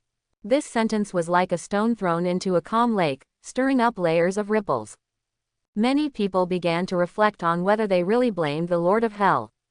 However, this kind of thinking did not last too long, and was drowned out by a loud slogan of, "Destroy Hell's Kitchen, defeat the Lord of Hell." After the three people in the sky tested each other, Akaris looked at the powerful Chen Yi in front of him and asked puzzledly, "With your strength, you can go anywhere. Why do you have to stay in this place and protect this group of people? I heard that you like to make friends. Why don't we stop here and make friends? I can even introduce other Eternals to you. The group of ordinary people below are not qualified to be your friends at all." Akaris persuaded. Chen Yi just didn't say anything after listening. Although making friends with the Eternals is a great temptation, with the ability of the system, he can quickly obtain the abilities of all the Eternals, but Chen Yi is not willing. Chen Yi glanced at the Hell's Kitchen below. Every place has his family fighting for him and for Hell's Kitchen. Then Chen Yi looked up and looked at Akaris firmly and said, "The so-called friends are the family I personally selected. How can I abandon my family and leave? As Chen Yi's words fell, he decided to use the ultra instinct that the system had just rewarded to solve the opponent. The white aura emanating from his body became stronger and stronger. The aura was as gentle as moonlight, yet as hot as a raging fire. It seemed to dye the entire sky silver white and illuminate the entire world. At this moment, Chen Yi's hair gradually turned silver white. The silver white hair fluttered in the night wind, shining with a mysterious and solemn glow. The glow was as bright as the stars and as soft as moonlight. He was now terribly strong. Chapter 91. The two of them were so busy that they had to face each other. Near the Hell's Kitchen Community School, a tense atmosphere filled the air. Hawkeye and Natasha lay on the ground in pain, unable to move.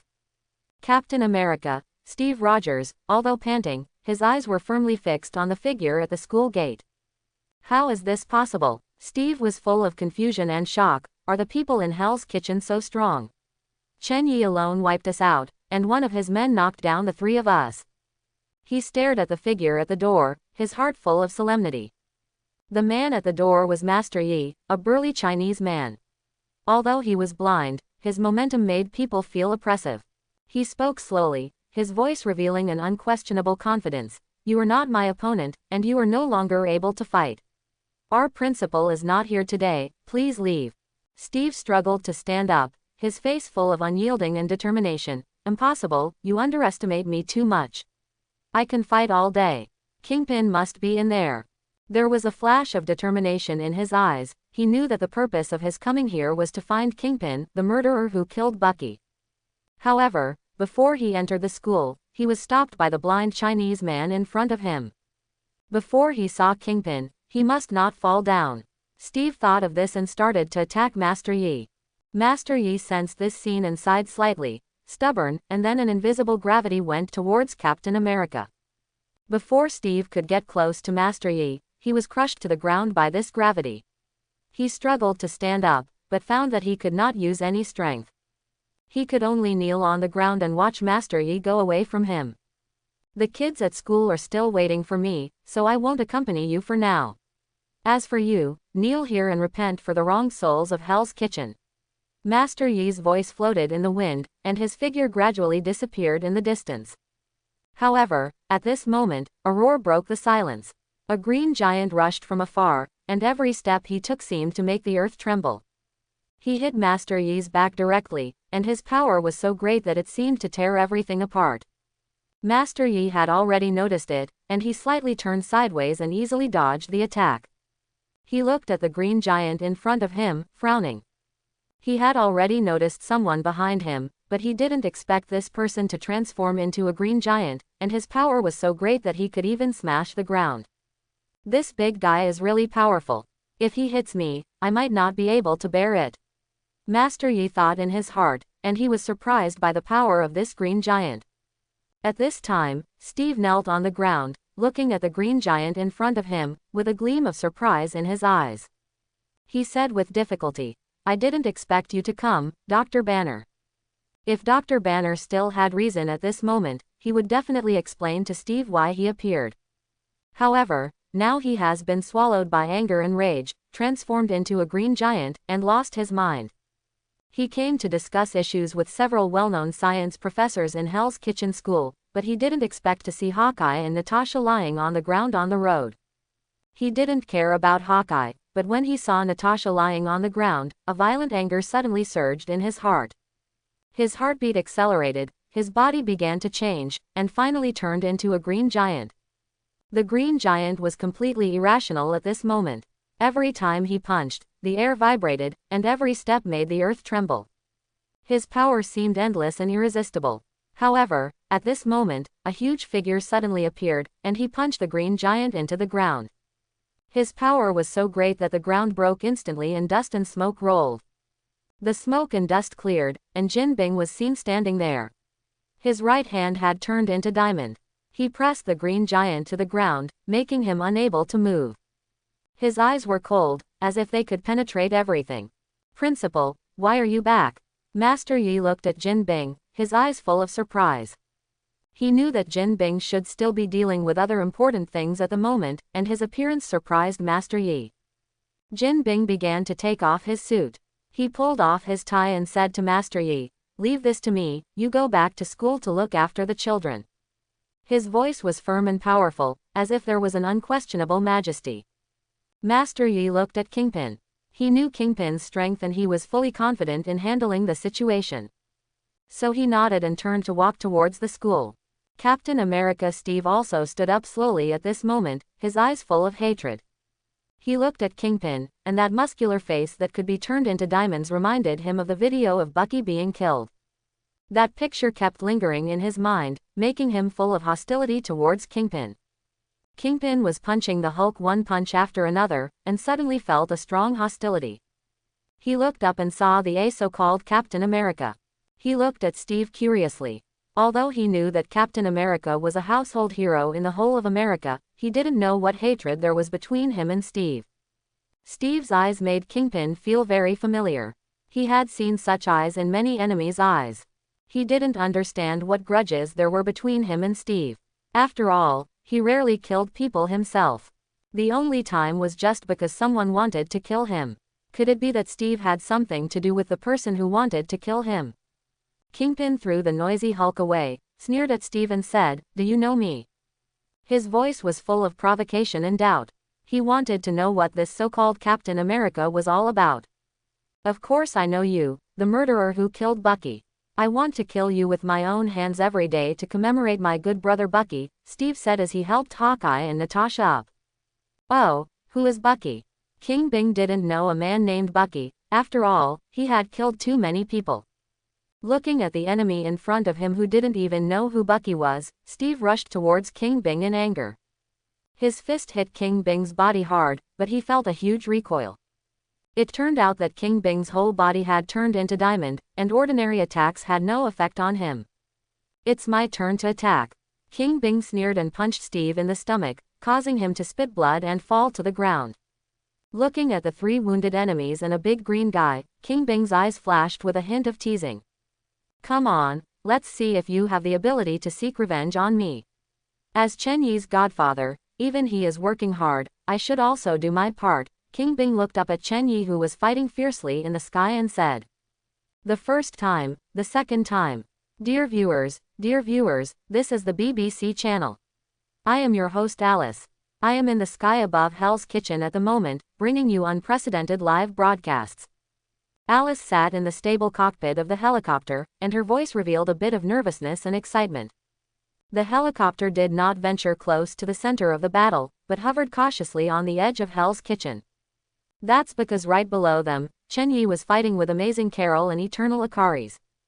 The aftermath of this battle was so strong that the driver had to keep a certain distance, for fear that he would be involved if he got a little closer. Through the high-definition camera, the audience in the live broadcast room could see that every corner of Hell's Kitchen was filled with flames of war.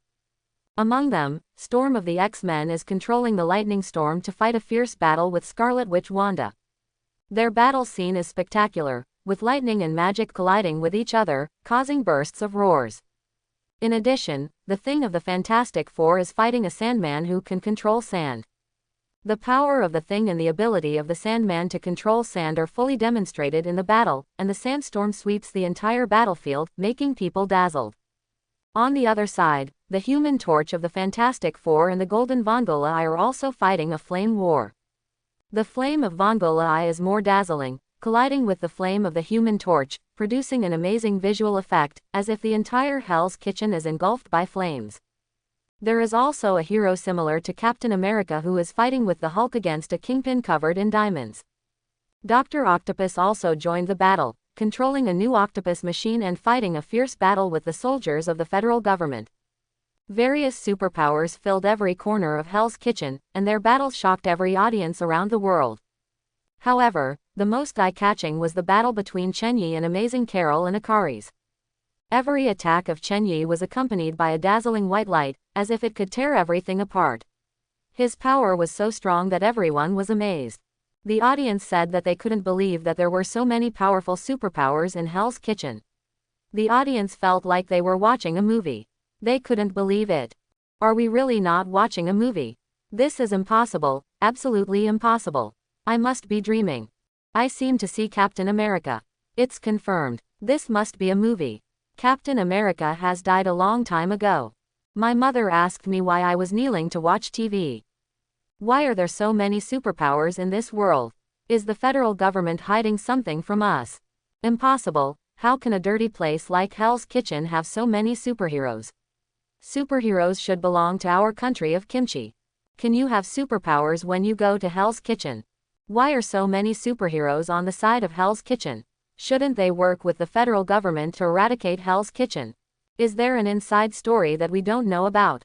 It feels like all these superpowers can't be bad. It's because there are so many superpowers in Hell's Kitchen that the federal government wants to eliminate them. The audience expressed their dissatisfaction and doubts about Hell's Kitchen having so many superpowers. They felt that the world was too unfair. Why could such a dirty place like Hell's Kitchen have so many superheroes while they had nothing? Reporter Alice's voice trembled with excitement. Audience, everything you see is real. You can't imagine that this Hell's Kitchen, which is mistakenly regarded as dirty by the outside world, actually hides so many superpowers. Her voice was full of shock and excitement, as if she was announcing a major discovery to the world. Her eyes were shining, as if she saw a new peak in her career.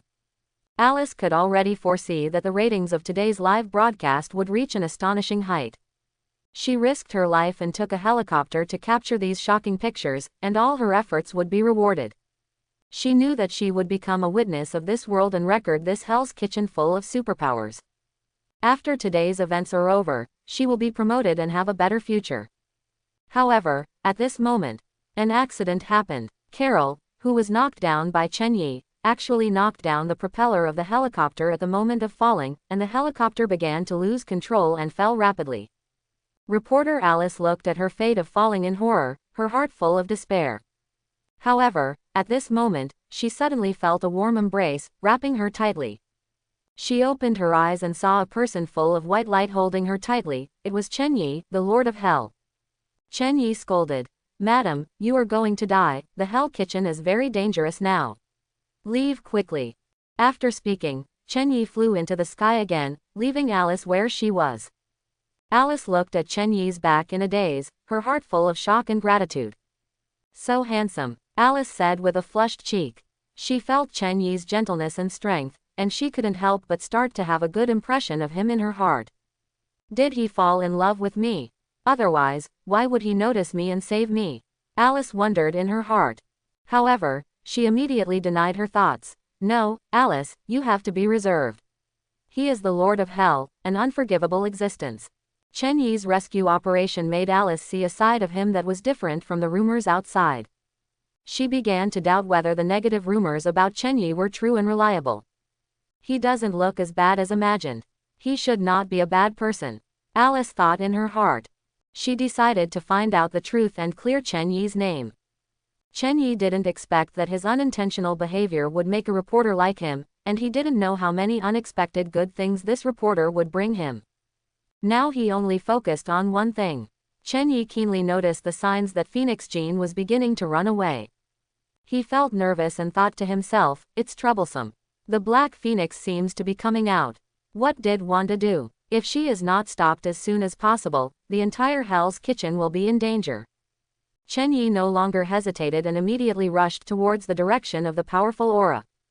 The madman was in the kitchen, and the madman was in the kitchen. The breath of Phoenix Jean was like a hurricane sweeping across the entire Hell's Kitchen, and the strong power made everyone feel uneasy. Logan, who was drinking and chatting with Deadpool, was the first to notice this unusual breath. He put down the wine glass in his hand and quickly rushed in the direction of Jean. Seeing this, Deadpool followed without hesitation, holding a bottle of wine and 2 cups in his hand. Obviously, he planned to enjoy a glass even in a tense situation. At the same time, Mr. Beast was also nervously bandaging the 4 Cyclops. He knew that the current situation did not allow them to delay at all. After treating their wounds, he immediately joined the ranks of people rushing to Jean.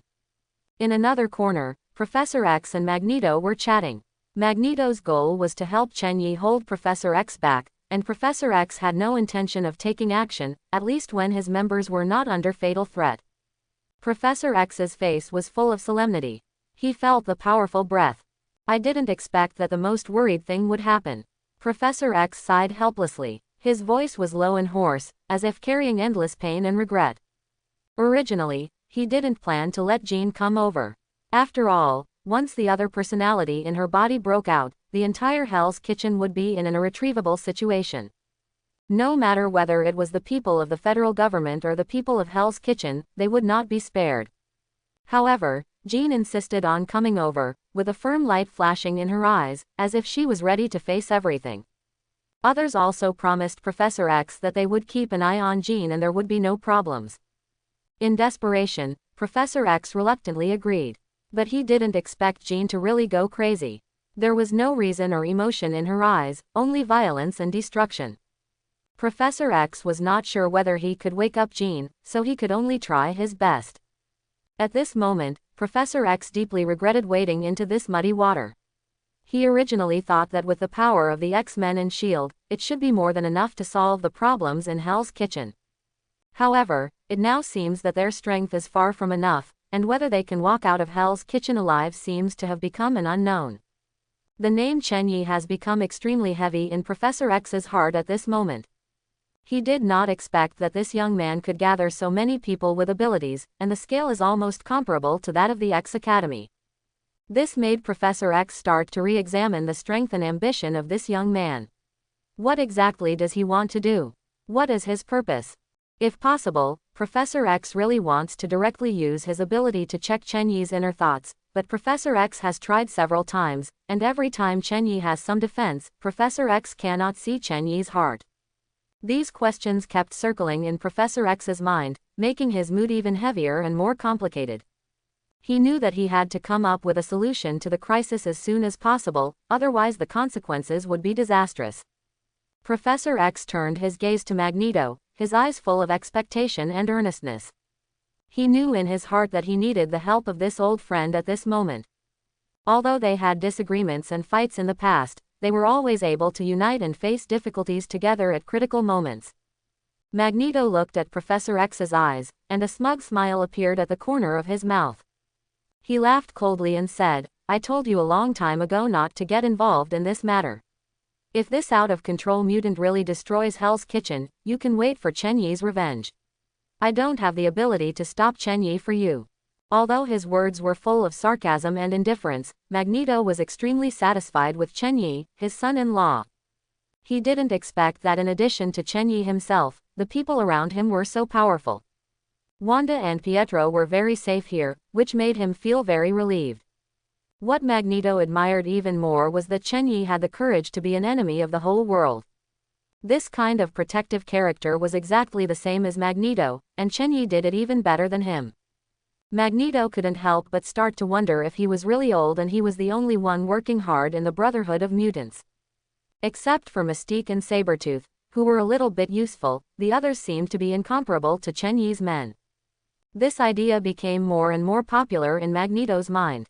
It became stronger and stronger.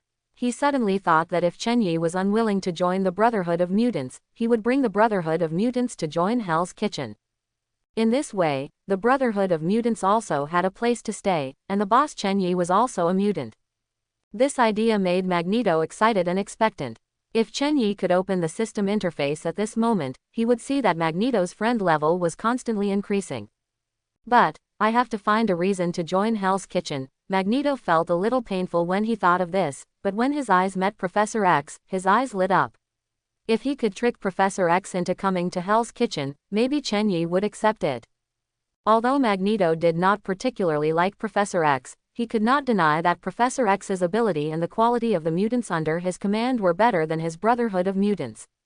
He walked up to Professor X and said, "Of course I will help you, Charles, but you have to agree to one request of mine."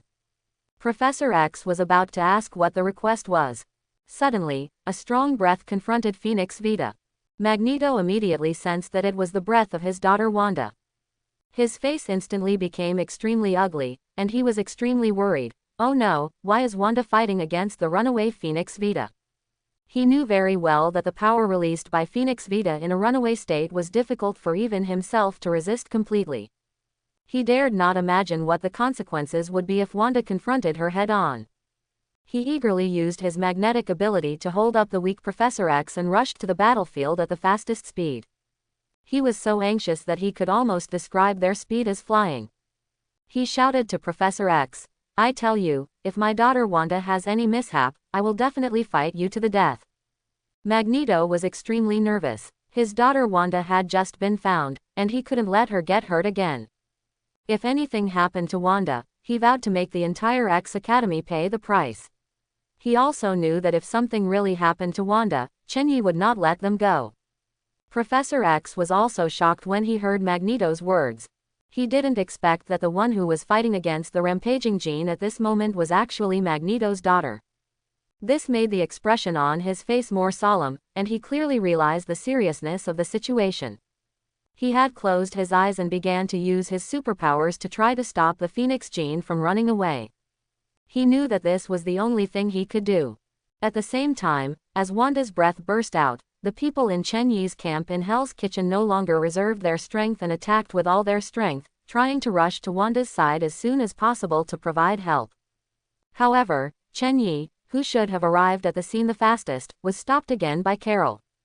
The two of them were in a state of panic, and the two were in a state of panic. Chen-Yi, who should have arrived at the scene the fastest, was stopped by Carol. As for where the eternal Akaris went, of course he was ready to escape. Akaris slowly dragged Chen-Yi's seriously injured body to his feet. At this moment, he was very frightened, and he never expected that Chen-Yi's strength would be so strong. In the long years he spent on Earth, as an Eternal, he had never encountered such a powerful enemy. He even felt that Chen-Yi's strength was not inferior to that of the Celestials. This cognition made him feel desperate, because if he continued to fight, he might die in this place. Akaris had only one thought in his mind: escape. He felt that he should not have intervened in this war, because the cruelty of this war was beyond his imagination. He swore that he would never come to Hell's Kitchen again in his life, because it was full of terror and death. As the people in Hell's Kitchen gradually released their true strength, a strong breath spread in Hell's Kitchen. Akaris could feel that there were at least 3 people in this place who were as strong as him, or even stronger. And Chen-Yi, who fought with him, was a complete monster. Monster. This word popped up in Icarus's mind involuntarily. He once thought that no one on this planet could match him. But now, he just wants to escape from this ghost place as soon as possible. Chen-Yi looked at Akaris who was fleeing, and a sneer appeared at the corner of his mouth. Come when you want, leave when you want, really think this is a charity. Chen-Yi raised his finger lightly, and a flash of light instantly passed through the air and shot towards Akaris. The speed of this beam was so fast that it seemed to freeze time. Icarus's face turned pale in an instant. He tried his best and his body drew a strange arc in the air, barely avoiding this fatal blow. However, fate did not seem to favor him. In the process of dodging the beam, Icarus's body was torn by a huge force, one arm flew in the air, and blood stained his clothes red. This pain and despair made him more determined to escape. He knew that he could no longer fight in this place. Everyone here was so powerful that he felt scared. He no longer looked back. His body turned into a stream of light and flew to the distant sky, leaving only Chen-Yi's indifferent eyes and the smoke in the Hell's Kitchen. Chen-Yi looked at the direction where Akaris fled, and a trace of dissatisfaction flashed in his eyes. Trouble, he actually let him escape alive. He curled his lips, as if he was not satisfied with the result. Then, Chen-Yi turned his gaze to Carol beside him. His eyes were full of determination and coldness. He glanced at Wanda who was fighting fiercely with the Black Phoenix, and then turned his gaze back to Carol. Your lover has escaped. Since you still want to stop me, please die. Chen-Yi's words were full of indifference and ruthlessness, as if he had transformed into the real Lord of Hell. His words pierced Carol's heart like a cold blade, making her feel a chill. Chen-Yi was no longer merciful. He needed to get rid of the Captain Marvel who was blocking him immediately. He was really fed up with this Captain Marvel who always put on a condescending attitude. If Chen-Yi hadn't wanted to sharpen the people in Hell's Kitchen and let them see blood, this Captain Marvel would have died long ago. In Chen-Yi's view, Captain Marvel was just an ordinary person who was given power by the Infinity Stones. He was really bad and playful. To put it bluntly, she was just an ordinary woman who shouted about her own justice all day long. Then he put on a condescending posture and a pretentious tone all day long. Chen-Yi had never hated a superhero in Marvel so much. He thought, this Captain Marvel was defending the justice of the universe every day, but his own home was stolen by Thanos, and he was still defending justice here. Thinking of this, Chen Yi used all his strength to attack this meaningless Captain Marvel. In Carol's unbelievable eyes, Chen Yi successfully killed the other party. Carol didn't understand why she died here until she died. She was obviously just executing the justice in her heart. Why did she encounter such a powerful opponent? She couldn't. I can't believe that Chen Yi would actually kill me. She didn't understand why Chen Yi, who had such strength, chose to live in this small Hell's Kitchen. This world is really unfair. Why does such an evil person have such a powerful power, but he doesn't use this power to protect the safety of the universe? Her heart was full of doubts and unwillingness, but everything was irreversible. She fell to the ground, closed her eyes quietly, and ended her journey in this world. Chen Yi looked at Carol falling from the sky, and there was not much in his heart. He glanced at her body indifferently, then turned and left. For him, Carol was just a small obstacle on his way forward, not worth his attention. He turned his attention back to the battle between Wanda and the Black Phoenix. Looking at Wanda, who was gradually losing, he knew that he needed to stop the out-of-control Black Phoenix as soon as possible. Chen Yi, flying in the sky, looked at Hell's Kitchen below. Now Hell's Kitchen was like a devastated battlefield, with ruins and fireworks everywhere. His heart was full of helplessness and heaviness. He knew that after the war, they would face a long and arduous reconstruction.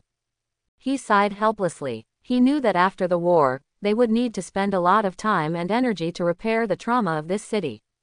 When the time comes, we have to ask Tony to pay for the money, and the federal government will have to compensate us for our mental damages, Chen Yi muttered. Chen Yi didn't understand why there were so many disasters since he took over Hell's Kitchen. He thought he was very law-abiding, never went to provoke others, and was happy to make friends. For this free country, Chen Yi was a good person, so why was he bullied every day?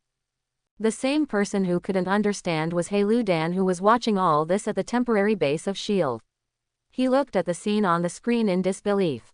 His trump card, Captain Marvel Carol, was dead. This means that his plan failed. Hell's Kitchen is about to win. The Avengers that he had worked so hard to build are about to be wiped out. He has begun to regret why he targeted Chen Yi in Hell's Kitchen. Obviously, he has overestimated Hell's Kitchen and Chen Yi again and again, but every time Chen Yi refreshes his 3 views. This Chen Yi is so terrifying. This time he can be said to have lost both the wife and the army. He knew that he would face countless difficulties and accusations from federal politicians. In order to get their support, he had promised countless benefits, but now he can only watch the plan fall through.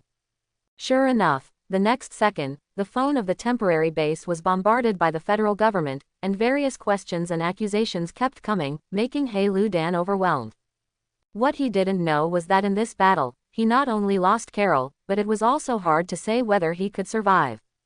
What He Lu Dan didn't notice was that a man with a purple body was slowly approaching this temporary base.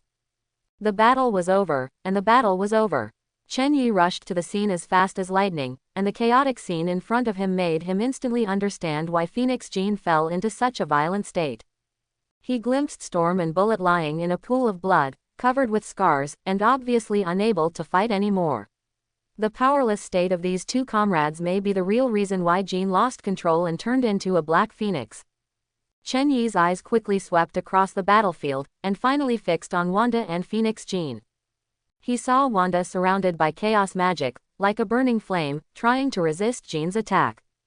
However, Jean's power was constantly rising, as if to devour everything, and her pupils had turned into a deep black, full of violence and madness. Wanda was filled with despair at this moment. She knew that even if she burst out with all her strength, she could not defeat the Phoenix girl who had already fallen into a state of rampage. Her heart was filled with a sense of powerlessness, and even some self-blame.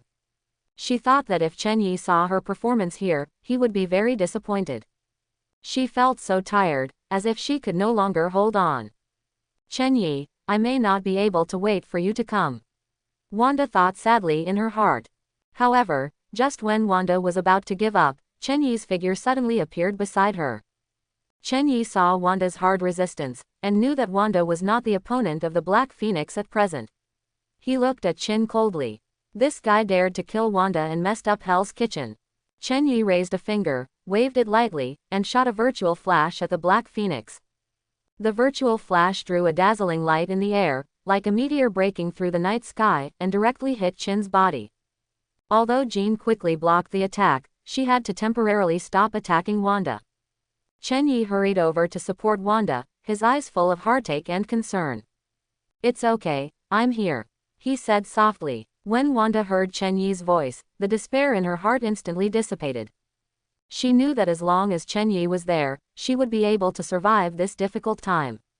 "Leave the rest to me," Chen Yi said firmly. Hearing Chen Yi's words, Wanda lowered her head like a child who had done something wrong. He felt that he had embarrassed Chen Yi and that he had made Chen Yi worried again. Chen Yi looked at Wanda like this and laughed. "You have done a great job.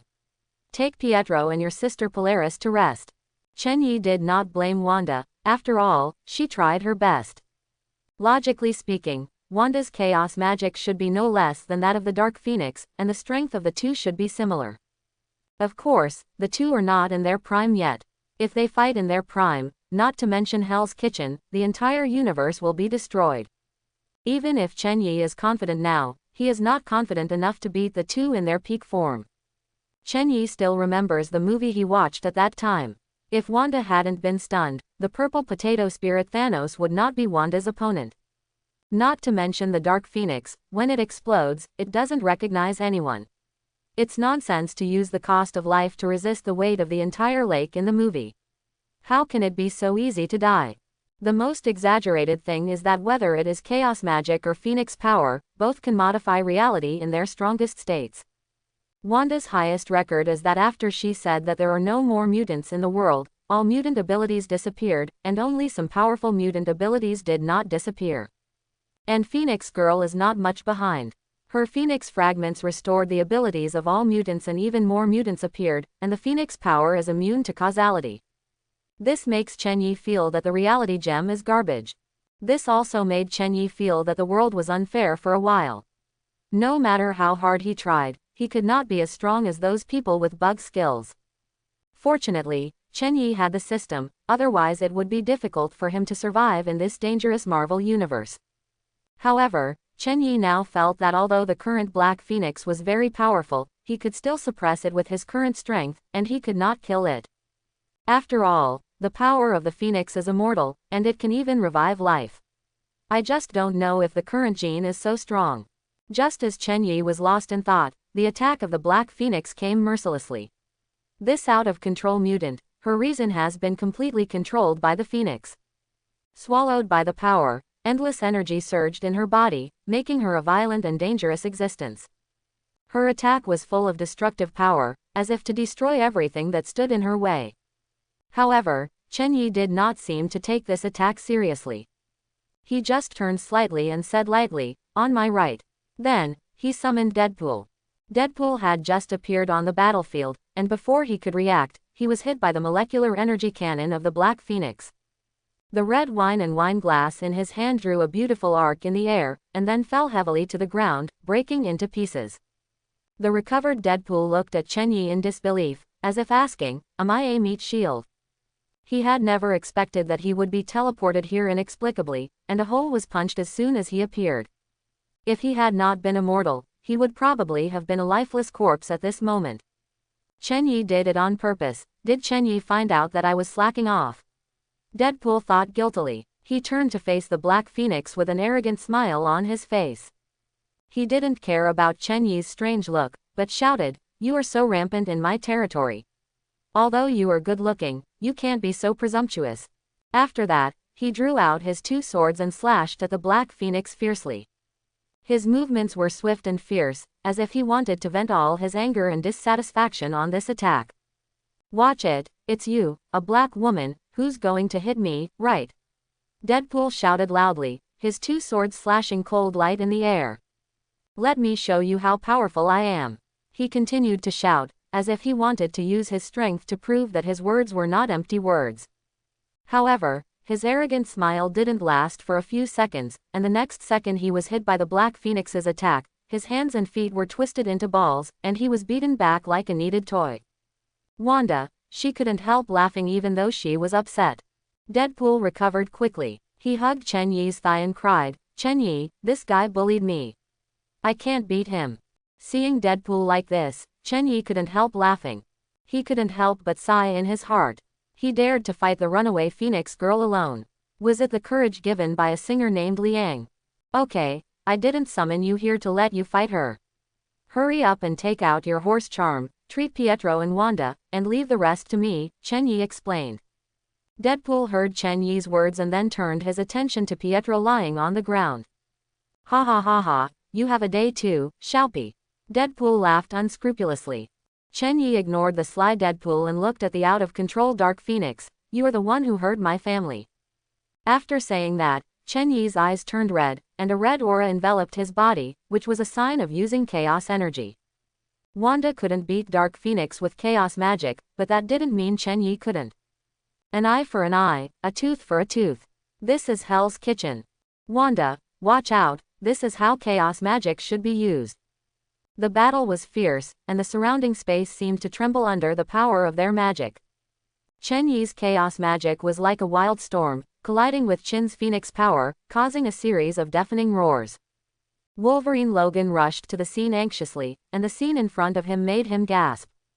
He saw Storm and Warhead who fell to the ground with serious injuries. Their injuries were serious and they were obviously unable to fight again. Logan immediately stepped forward and carefully helped them up, trying to take them away from this dangerous battlefield. He turned his eyes to the field and saw the man who was confronting the runaway Chin. Logan was startled. The powerful aura exuded by this man made him feel palpitating. He should be the rumored Lord of Hell, Chen Yi. Logan looked around, looking for other X-Men. He knew that he could not stop the out-of-control gene by himself. He was anxious, wondering how long Chen Yi could hold on. Just then, a familiar and mean voice sounded in Logan's ear. "Sir, do you want to continue drinking with me?"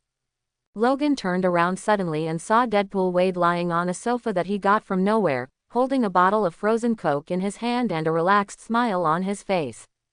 It was as if the battle between Chen Yi and Phoenix Girl had nothing to do with him. Logan was so surprised that the cigarette in his mouth fell off. He stared at Wade with wide eyes, full of doubts. "This is a battlefield. Why do you look like you are on vacation? Isn't your boss fighting? Why don't you go up to help?" Logan turned his gaze to Wade's side, and saw a silver-haired man and a green-haired girl sitting on the sofa. They were also drinking Coke and looked very leisurely. A red-haired woman was standing in front of them, scolding the two seemingly indifferent people, and occasionally watching the battle between Chen Yi and Black Phoenix Chin in the sky. Logan was even more confused. Who were these people? Why did they appear here? Don't they know that a big battle is happening here? Chin out of control is very scary. Please respect it. Don't they worry that Chen Yi will die? And why do they all look energetic? Except for the dirty clothes on their bodies, there are no signs of fighting at all. As for the people on his side, Logan subconsciously looked down at Storm and Bullet, who were dragged by him and were covered with scars. Logan, who was anxious and confused on his face, formed a sharp contrast with Deadpool, Wanda and others who looked relaxed. Logan dragged Storm and Slug to Deadpool and anxiously said to him, "Aren't you going to help? Aren't you worried?" However, no one paid attention to him. Wanda looked at Chen Yi in the sky worriedly and continued to scold Polaris and Pietro, saying that their abilities were too weak. Logan felt powerless. He couldn't understand the mentality of these people. At this time, Deadpool replied nonchalantly, "It's okay. That's Chen Yi. If we can't even beat him, we'll just wait to die. Just watch the show quietly." Then Deadpool threw a can of Coke to Logan, and Logan looked at them with a puzzled look. Why are these people so confident in Chen Yi and believe in Chen Yi's strength so much? And where did this iced Coke come from? He didn't care about Deadpool and the others, and rushed directly into the battlefield between Chen Yi and Phoenix Jean. But soon he was blown away by the aftermath of the fight between the two. Deadpool stood up and looked at Wolverine on the ground and said jokingly, "I forgot to say one thing just now, that is the fight between the two of them, it is not for you and me to interfere." After that, he went back to the sofa and lay down with his legs crossed to watch the fight between Chen Yi and the others. Logan silently accepted this fact and reluctantly joined the team watching the show. He was full of helplessness and anxiety. On the one hand, he was worried about the safety of Phoenix Jean, and on the other hand, he was frustrated with his own incompetence. At this moment, Deadpool suddenly asked Logan, "By the way, do you want to heal your two partners?" Logan looked at Deadpool with disbelief and asked in confusion, "Do you still have this ability?" Deadpool smiled proudly. "Of course, but this treatment is not free. $100,000 for drinking, buy one get one free." Although he was skeptical about Deadpool's words, he decided to give it a try when he saw Storm and Slug, who were wounded by his side. "But can I borrow the money first?" "I don't have that much money," Logan said with difficulty.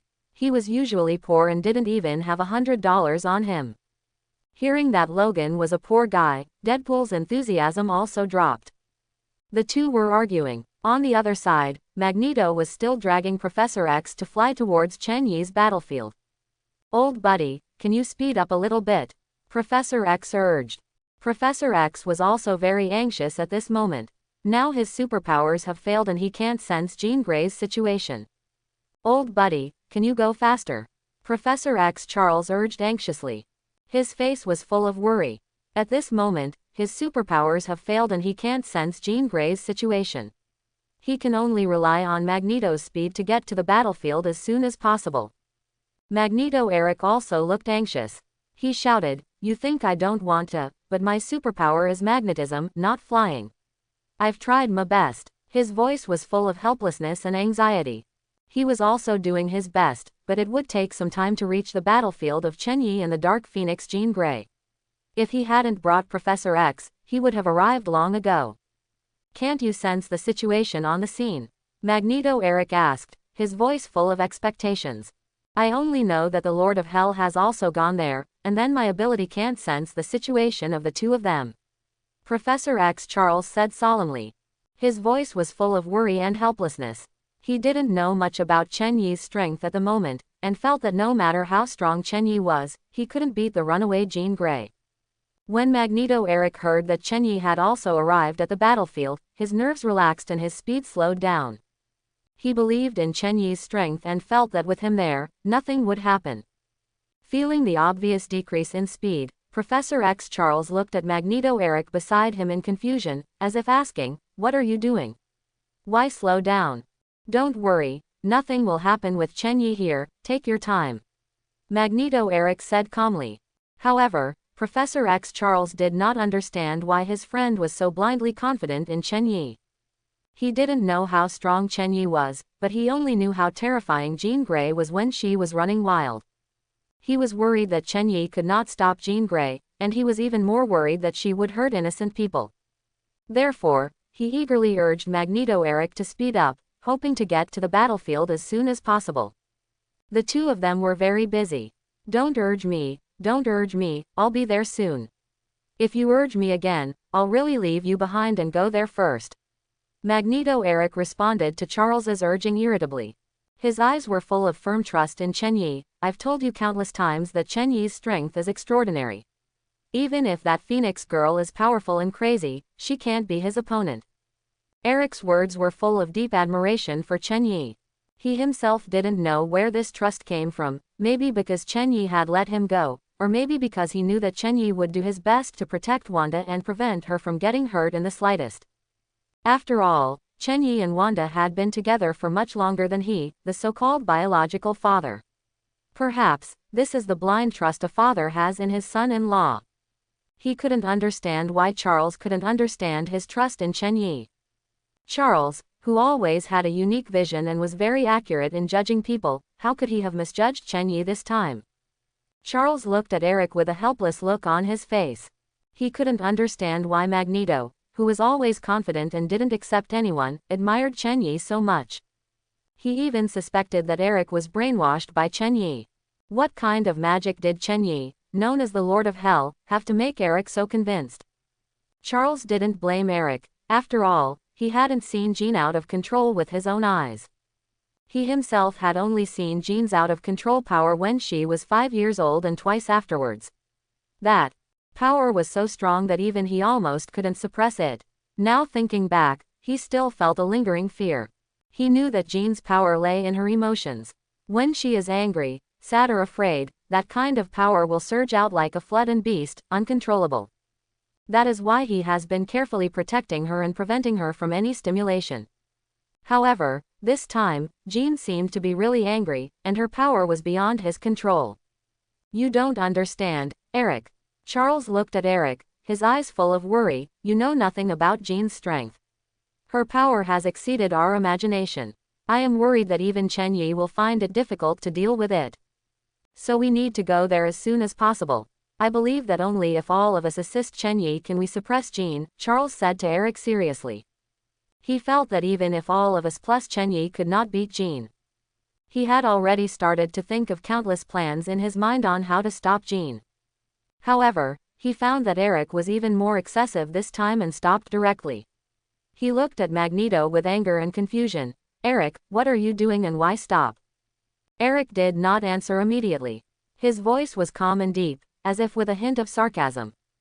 He stretched out his finger, pointed forward, and then slowly said, Is this the power of Jean that you said? Professor X was full of doubts, and he turned his head to look in the direction Eric pointed. The scene in front of him shocked him so much that he could hardly believe his eyes. Chen Yi was emitting a red light all over his body, and he tightly suppressed the violent black phoenix Jean. Chen Yi's fists fell on Jean's face like raindrops, and every blow was full of power and determination. He was still muttering, You are the one who will go crazy, right? You are the one who beat Wanda, right? You are the one who destroyed Hell's Kitchen like this, right? You are the one who can't be killed, right? Quote, every word he said was like a mockery and provocation to Qin, making her anger and rage even more uncontrollable. However, Chen Yi did not give Qin any chance to resist. Whenever she tried to launch the power of the Phoenix to fight back, Chen Yi would interrupt her with faster speed and stronger force. Although this physical suppression would not cause substantial harm to Qin, the mental humiliation made her feel extremely depressed and angry. Slowly, Qin's black pupils began to dissipate, and her eyes gradually regained their rationality. Charles watched this scene in shock. He couldn't understand how Chen Yi did it. Qin's power was obviously beyond their imagination, but Chen Yi seemed to be able to suppress her easily. He could feel that the violent and destructive aura on Qin's body had slowly dissipated, which meant that Qin had regained her rationality. He didn't expect that the extremely powerful Black Phoenix in his heart would be so suppressed by Chen Yi. Charles couldn't help but start thinking, maybe they can use a similar method to control Jean's power. However, he quickly shook his head and denied this idea. They didn't have the strength and skills of Chen Yi. Once they approached Jean, they might be swallowed by the power of the Black Phoenix before they could make any move. It wasn't just Charles and his group who were shocked. Deadpool, who had been drinking Coke, was also shocked. Wolverine Logan opened his mouth in surprise, staring at the scene in front of him, and touched Deadpool with his elbow and asked carefully, Your brother is so fierce that he actually pressed the crazy Jean to the ground and beat her. He was still a little worried about what to do if Chen Yi came to his senses and beat them up. He was not afraid of being beaten. Anyway, he would not die, but he didn't want to be beaten so humiliatingly. Deadpool was also confused now. It was the first time he saw Chen Yi's irritable side. Usually he was as calm as spring breeze no matter what happened. It's over. Will Chen Yi see me slacking off? Will he beat me up? Should I run away quickly and come back when he calms down? No, I'm not afraid of him. Deadpool said to himself, but he said he was not afraid, and he was ready to leave. But before he could leave, he was frozen by Wanda's chaos magic. Wanda was happy and angry now. She was happy because Chen Yi was so angry because of her, which proved that she was very important in Chen Yi's heart. She was angry because Chen Yi was unhappy because of these people in front of him and his own lack of ability. I tell you, don't even think about running away. Train well for me when you come back. Don't embarrass Chen Yi again. Wanda glanced at Deadpool, Pietro and Polaris and said. Hearing Wanda's words, Pietro lowered his head and knew he was in the wrong and didn't dare to speak. Deadpool was frozen by Wanda and couldn't speak, but from the look on his face, he was already thinking about how to run away. Polaris pointed at herself with a confused look on her face. I want it too. She was just here to help. Why did she have to do special training in the end? Charles saw that Qin had regained consciousness, and if Chen Yi continued to fight, Qin would be dead or dead.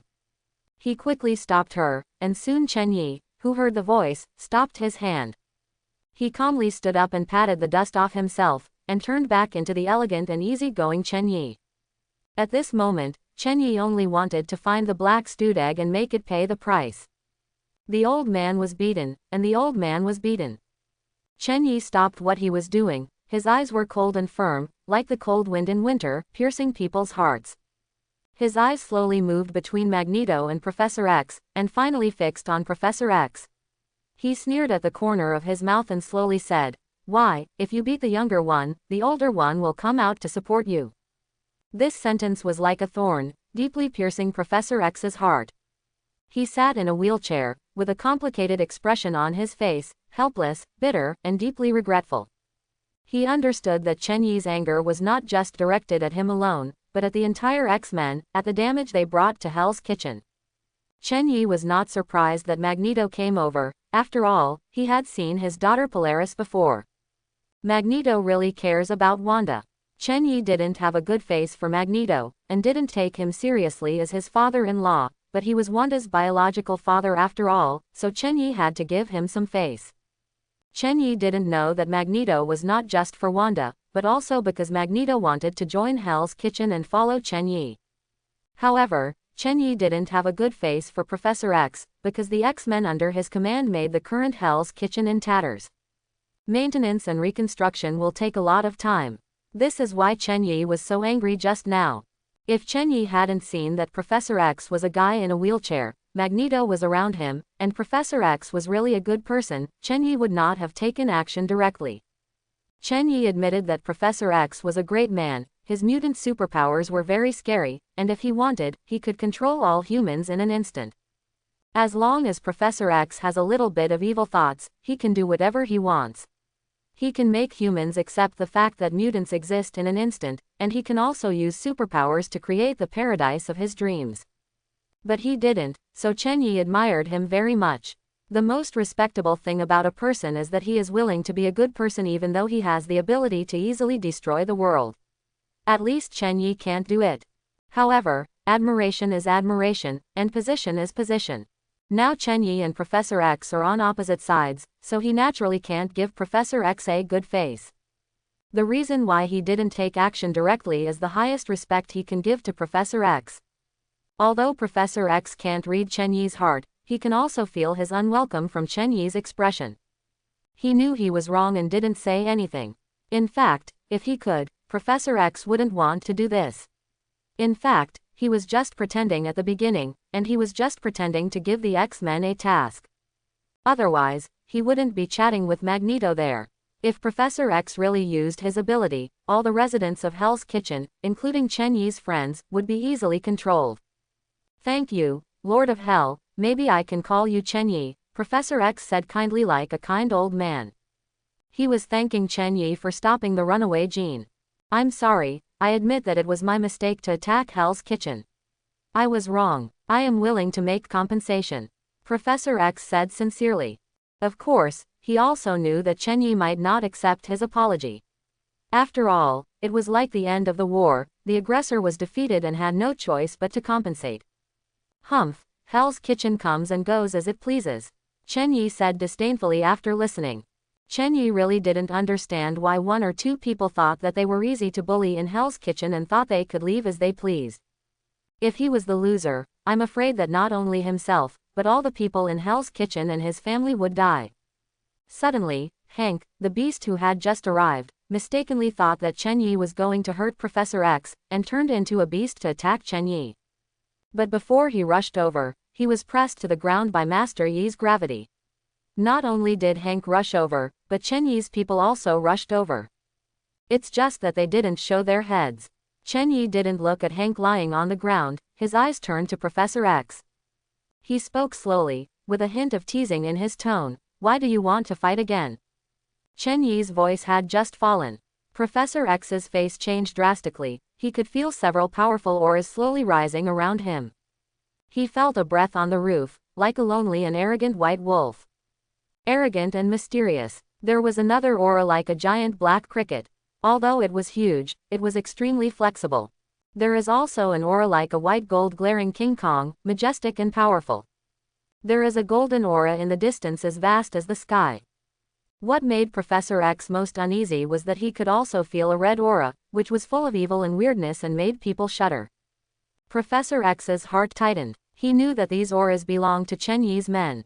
Although they usually act like harmless people, once Chen Yi is in need, they will not hesitate to stand up and fight for him.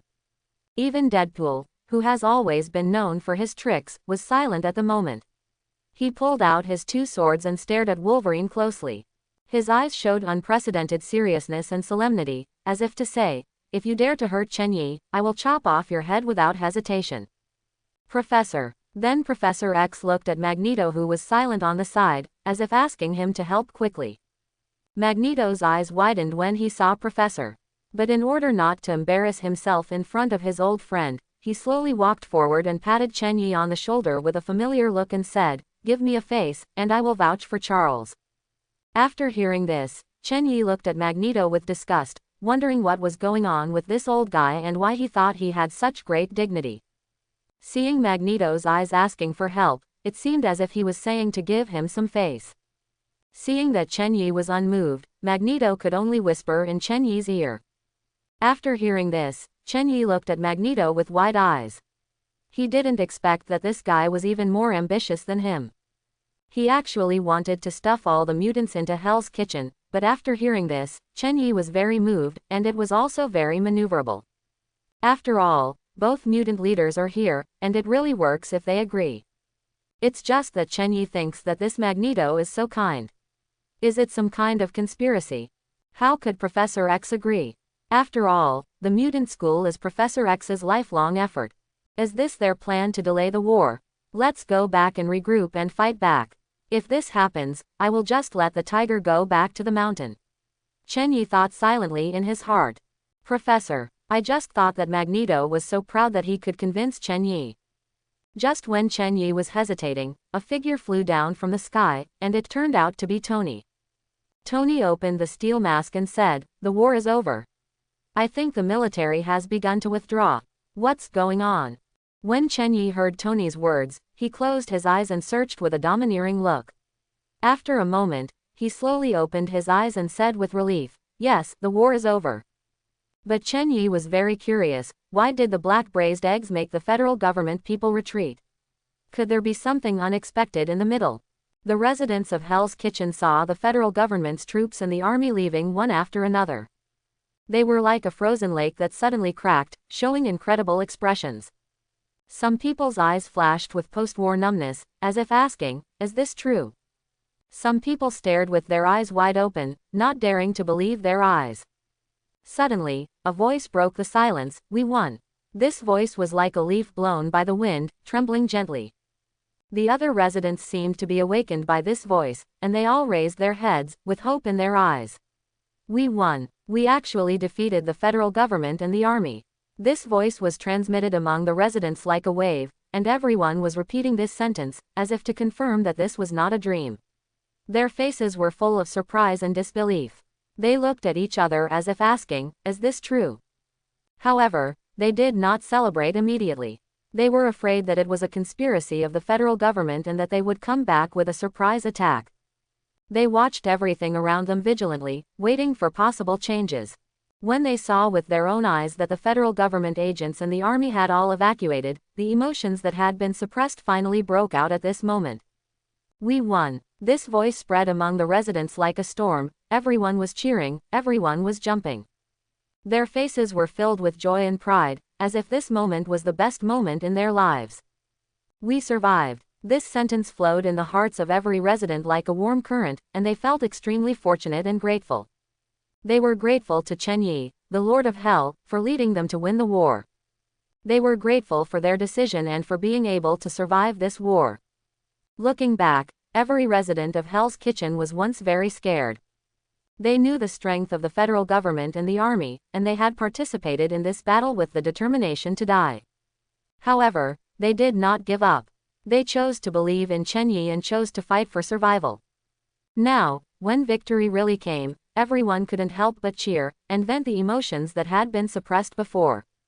They hugged each other, and tears slid down their cheeks. They were tears of joy and tears of pain.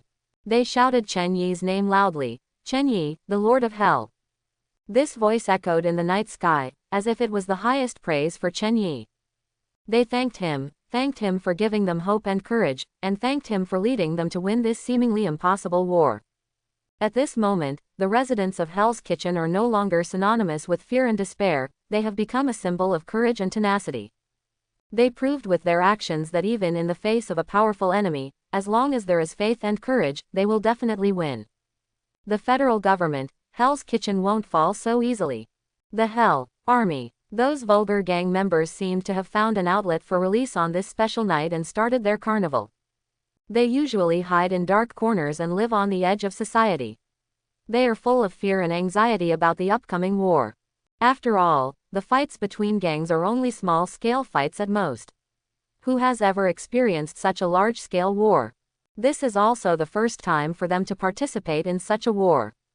This unprecedented experience makes them unable to suppress their excitement. Some streetwalkers celebrated in their unique way, inviting guests to their homes for free tonight. In their opinion, this may be the most special night in their lives. Maybe tomorrow, everything will change. Arms dealers keenly captured the business opportunity and began to vigorously promote weapons and ammunition. Are you afraid of your lack of firepower? They shouted. Today, all rifles are 50% off, buy 100 bullets and get 20 free, you'll make a profit, only today. Their voices echoed in the night sky, as if they became the background music of this special night. However, the carnival atmosphere did not last long. A gang leader shouted triumphantly, "Today, all leaves are free to smoke."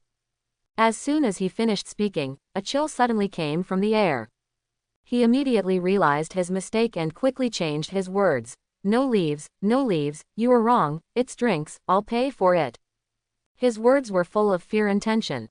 Obviously, he had felt the threat from the air. The threat came from Chen Yi, the Lord of Hell, and his sponsor Tony, who were flying in the sky. In the past, Chen Yi would have killed a chicken to scare the monkey, but today is a special day after all, so it doesn't matter if he talks nonsense.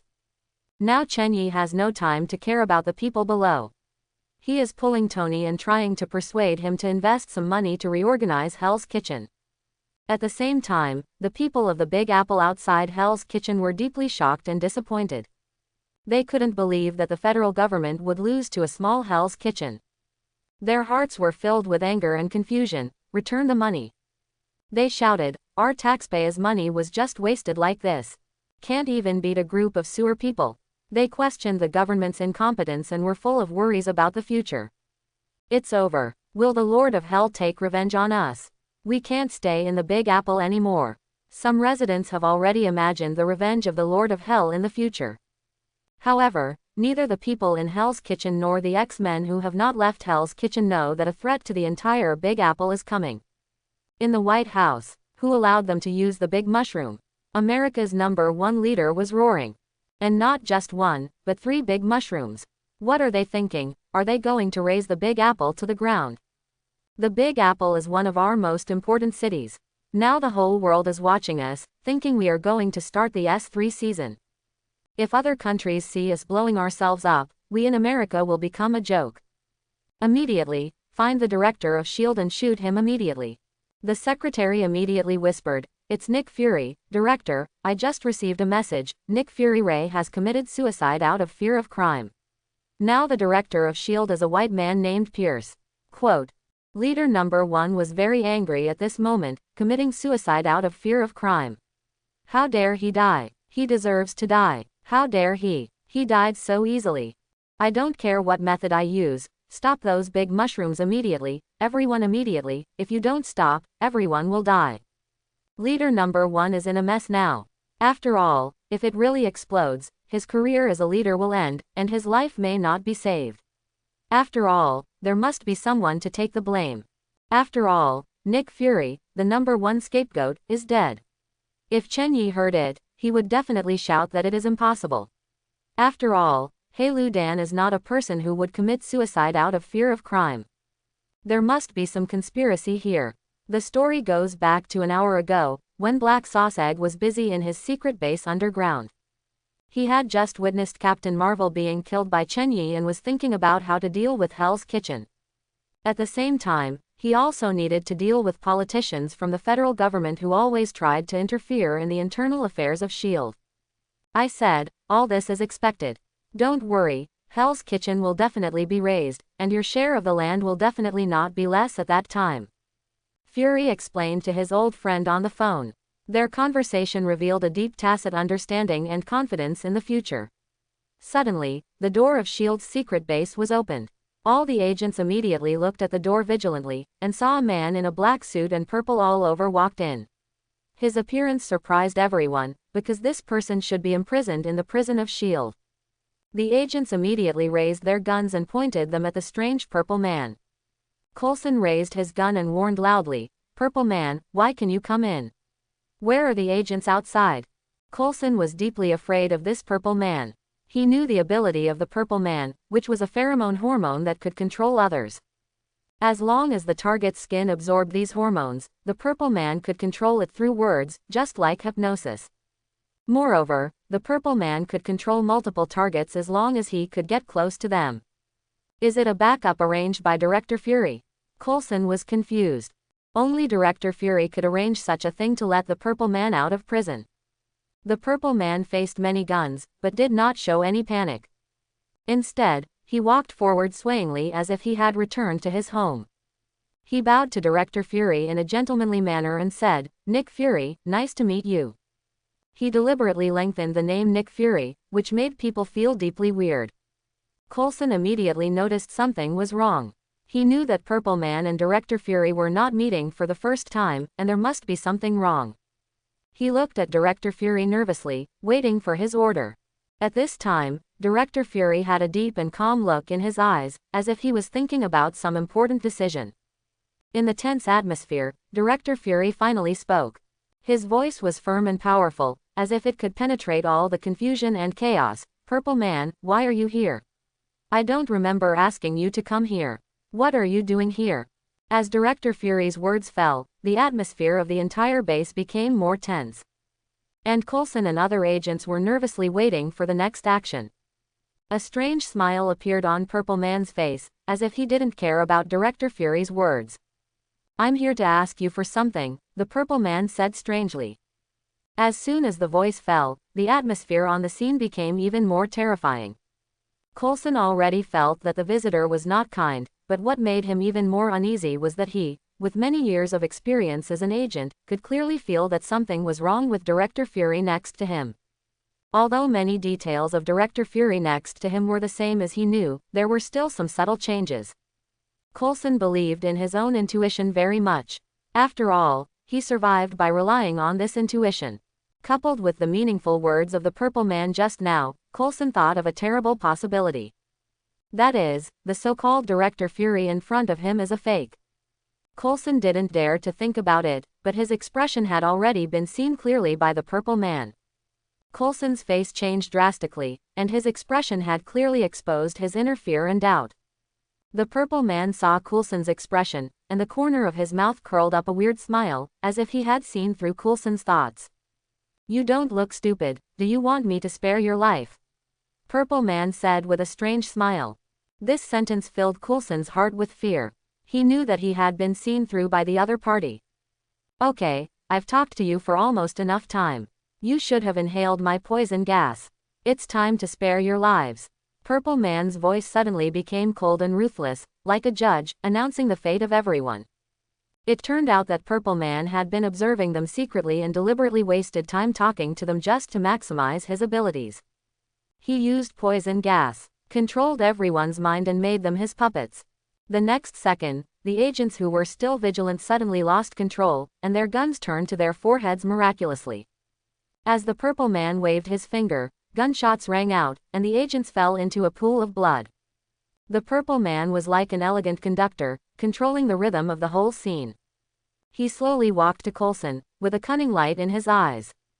"Then there are only two of you left," the Purple Man said softly, his voice full of teasing and ridicule. Under the control of the Purple Man, Coulson lost his mind. He mechanically took out a pistol and pointed it at Nick Fury. There was no fluctuation in his eyes, as if he was carrying out a ruthless mission. The gunshots rang out, and Nick Fury fell into a pool of blood. Coulson looked at his companions lying on the ground, and a trace of confusion and pain flashed in his eyes. However, he did not stop his actions, but pointed the gun at his chest. With another gunshot, Coulson also fell in a pool of blood. The entire S.H.I.E.L.D. secret base fell into a dead silence, and no one survived. Only the Purple Man stood alone in the field, admiring his masterpiece with satisfaction. If Coulson could still maintain a clear consciousness at this moment, he might see that Nick Fury's body was undergoing subtle changes. His skin gradually became smooth and delicate, and his body began to emit a faint light. In the end, he turned into a completely unfamiliar alien creature, the Skrull.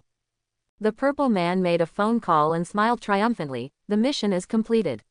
Sure enough, this Nick Fury is a fake. Remember our promise. After hanging up the phone, he bowed gracefully and slowly left the S.H.I.E.L.D. secret base. At the moment he left, he raised a weird smile at the corner of his mouth, as if he had seen the helpless figure of Jessica Jones.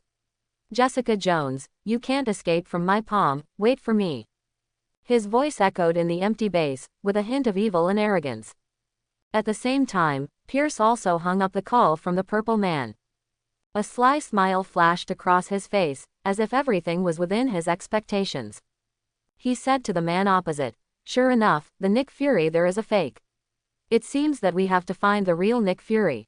Next, it's up to you, our future captain of the Avengers, Mr. Reed." The man was surprisingly Mr. Fantastic, who did not appear.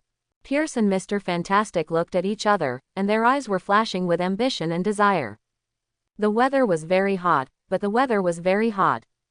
Pierce's mood now was like the sunshine in spring, warm and comfortable. He sat in a spacious office. The scenery outside the window came into view, even though it was dark and he couldn't see anything clearly, but Pierce felt that everything seemed so harmonious and beautiful. He couldn't help but recall the confrontation with Chen Yi, and an inexplicable gratitude surged in his heart. Since Chen Yi appeared in his sight, Pierce felt that his life seemed to have ushered in a turning point. He began to move towards the peak of his life step by step. Career, power, status, everything was in his control. He knew that all this success was inseparable from Chen Yi. Looking back on the past, Nick Fury had always been a stumbling block in Pierce's heart. He was always on guard against the black salted egg, fearing that he would ruin his plan. However, since Nick Fury put all his thoughts on how to deal with Chen Yi, Pierce found that he was going more and more smoothly. Without Nick Fury's interference, S.H.I.E.L.D. gradually became his possession. Now, S.H.I.E.L.D. is completely in Pierce's hands. He can exercise power as he pleases and realize his ambitions. All this is thanks to Chen Yi. Pierce couldn't help but sigh with emotion. He really didn't want to kill Chen Yi. Another person Pierce wanted to thank was Bucky the Winter Soldier. Just a Hydra's death warrior caused the Avengers and Hell's Kitchen to fight.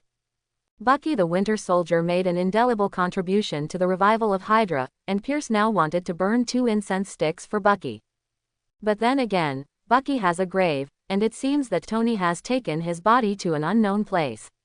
Forget it, it's not important, Pierce shook his head and thought. Bucky is already dead, it doesn't matter. However, Chen Yi's threat cannot be ignored. Pierce couldn't help but fall into distress. How should he deal with this thorny problem? At this moment, Mr. Fantastic, who was sitting opposite Pierce, seemed to see his distress. He showed a confident and unfathomable smile and whispered, "Director Pierce, are you still entangled in Chen Yi's threat?" Pierce raised his head and looked into Mr. Fantastic's deep eyes. He knew that this man had an unknown plan. He quietly waited for Mr. Fantastic's next words, wondering what plan he had to solve this problem. Mr. Fantastic didn't seem to be in a hurry to explain. He continued to say, "Don't worry, I have a plan, Director Pierce. Leave the rest to me. I can make Nick Fury and Chen Yi disappear in front of you." Pierce frowned slightly. He didn't like others to make decisions without his permission. But after all, Mr. Fantastic was a rare helper. Even if Pierce was dissatisfied, he would not show it. After all, they were both in the honeymoon period. Pierce was about to ask Reed about the plan, but at this moment, the door suddenly opened and he was slightly stunned. Crossbones walked in, and his eyes revealed surprise at the scene in the room. He glanced at Pierce, then looked at Mr. Fantastic sitting next to him, and frowned unconsciously. Crossbones had made great achievements under Pierce's men. He thought he was Pierce's most capable assistant and the person Pierce trusted the most.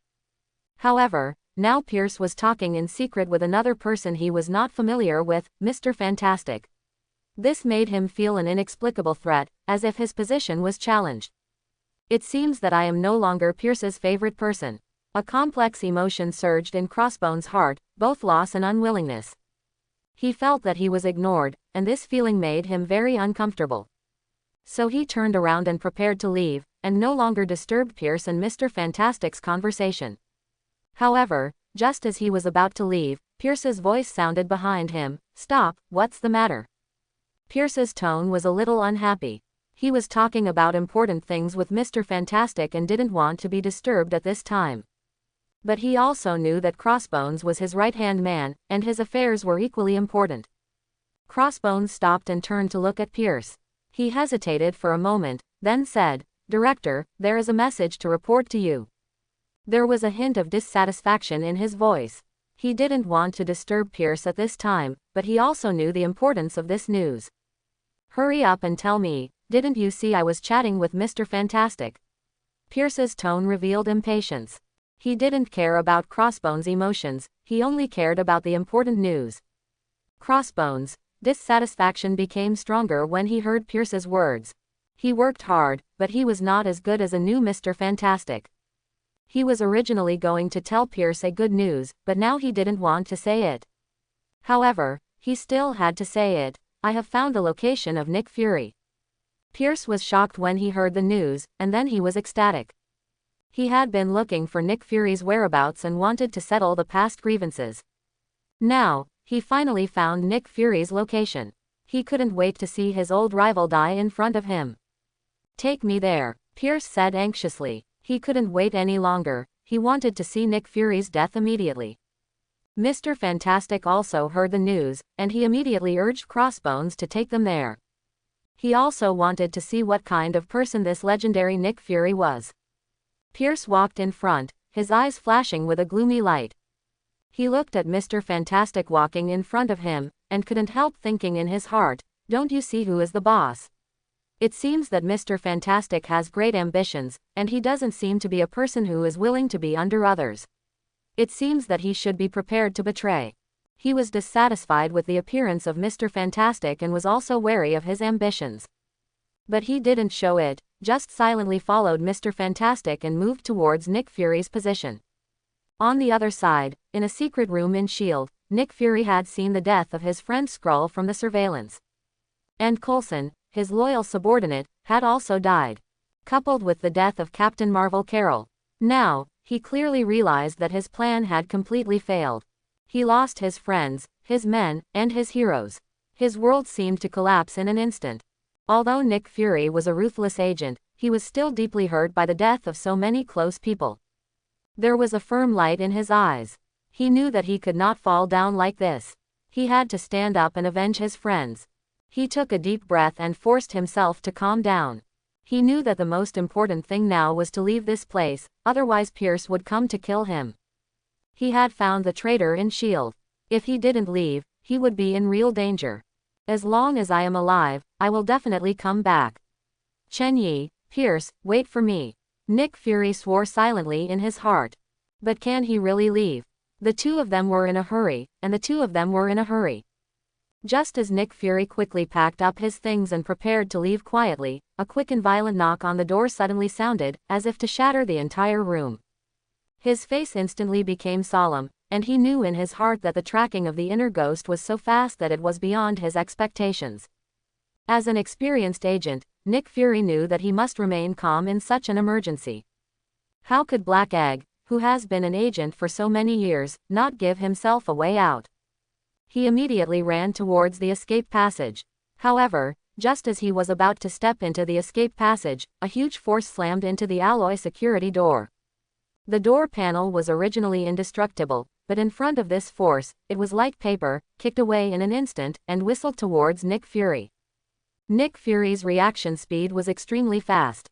He turned his body to the side and cleverly avoided the fatal blow.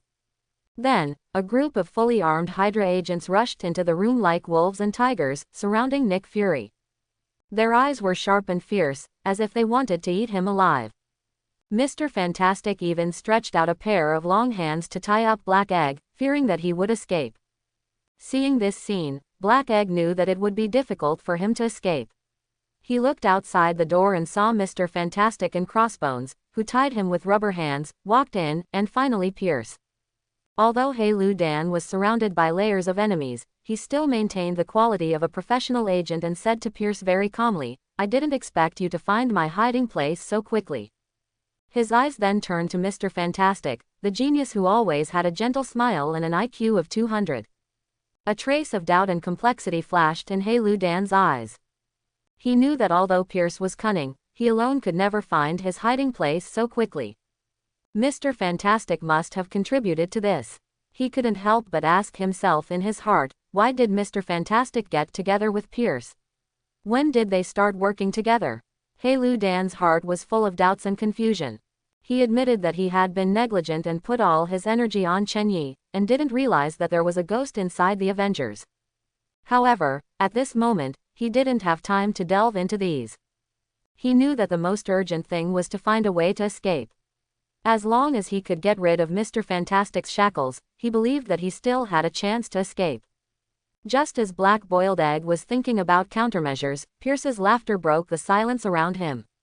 He looked at the Black Boiled Egg in front of him, and the joy in his heart could not be expressed in words. He had been enduring humiliation and enduring hardships, just to wait for this day.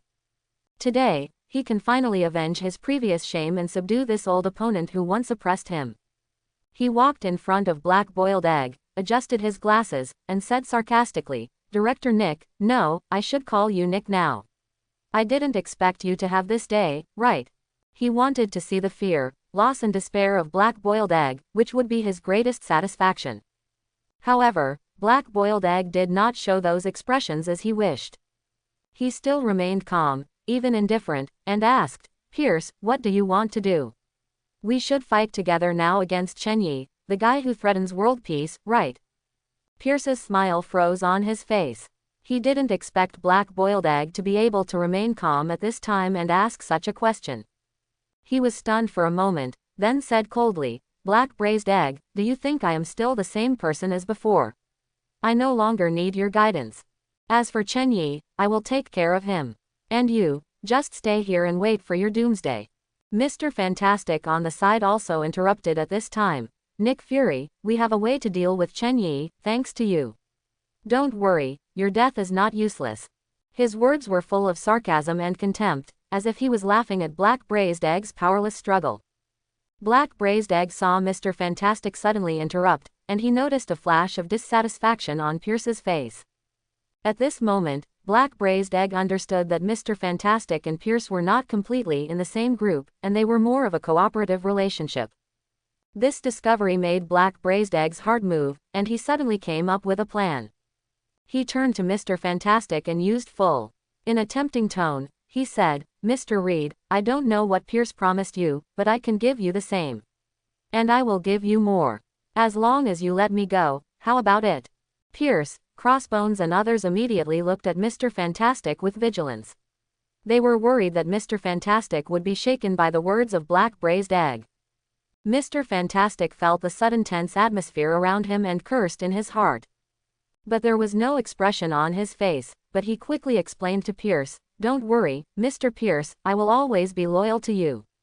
Nick Fury is using a strategy of alienation, which means that he has no other options." Hearing Mr. Fantastic's explanation, Pierce frowned at first, and then he was overjoyed.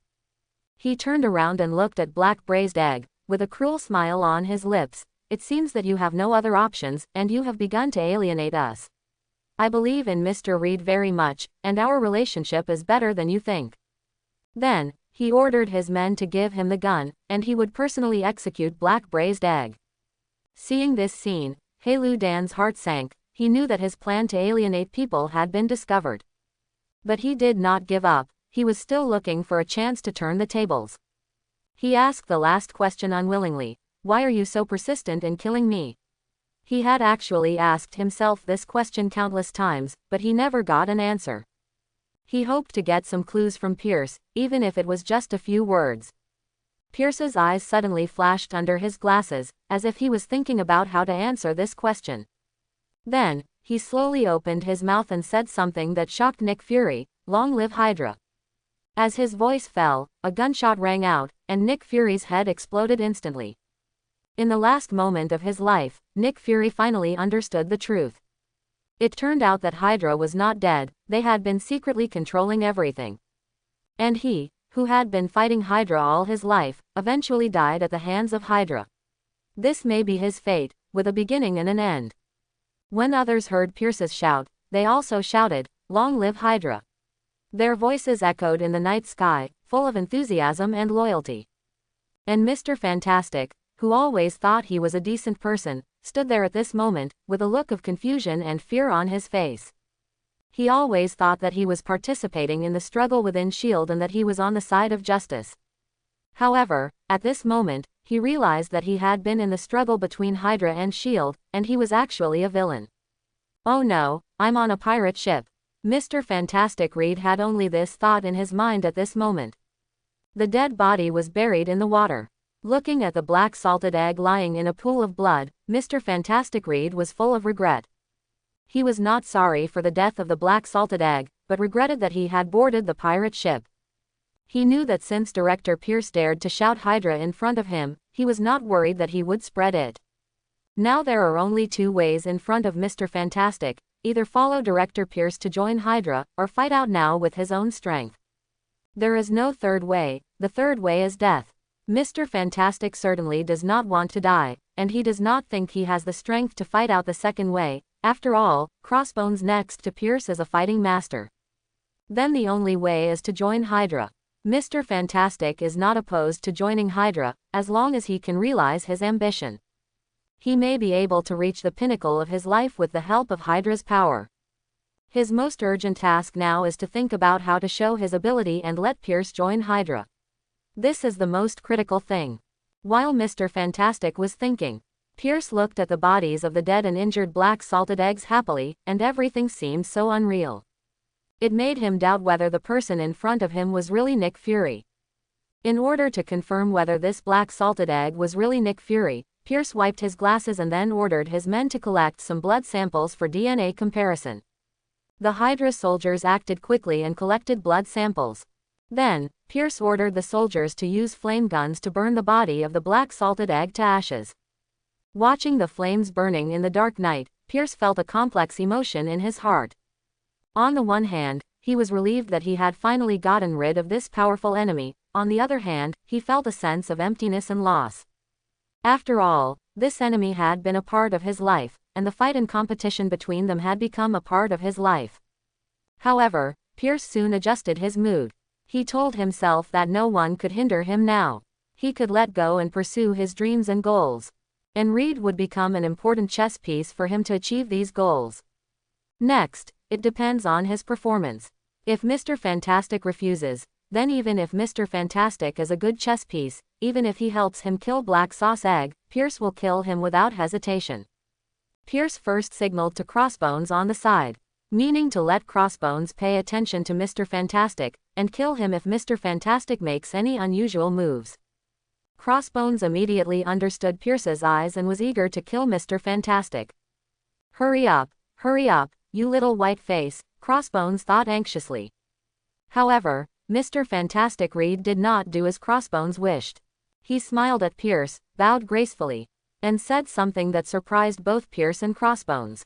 He said, "I didn't expect that the respected Director Pierce was actually a member of Hydra. I have also heard a little about the name of Hydra. I wonder if there is a chance for me to join it." Reed was afraid that Pierce would refuse, so he quickly said, "In order to join Hydra, I am willing to offer a plan to make Hell's Kitchen disappear." Quote. Pierce was immediately interested when he heard it. Hell's Kitchen and Chen-Yi were indeed a hidden danger. Now that there was no black salted egg in front, S.H.I.E.L.D. was about to face Chen-Yi, the enemy.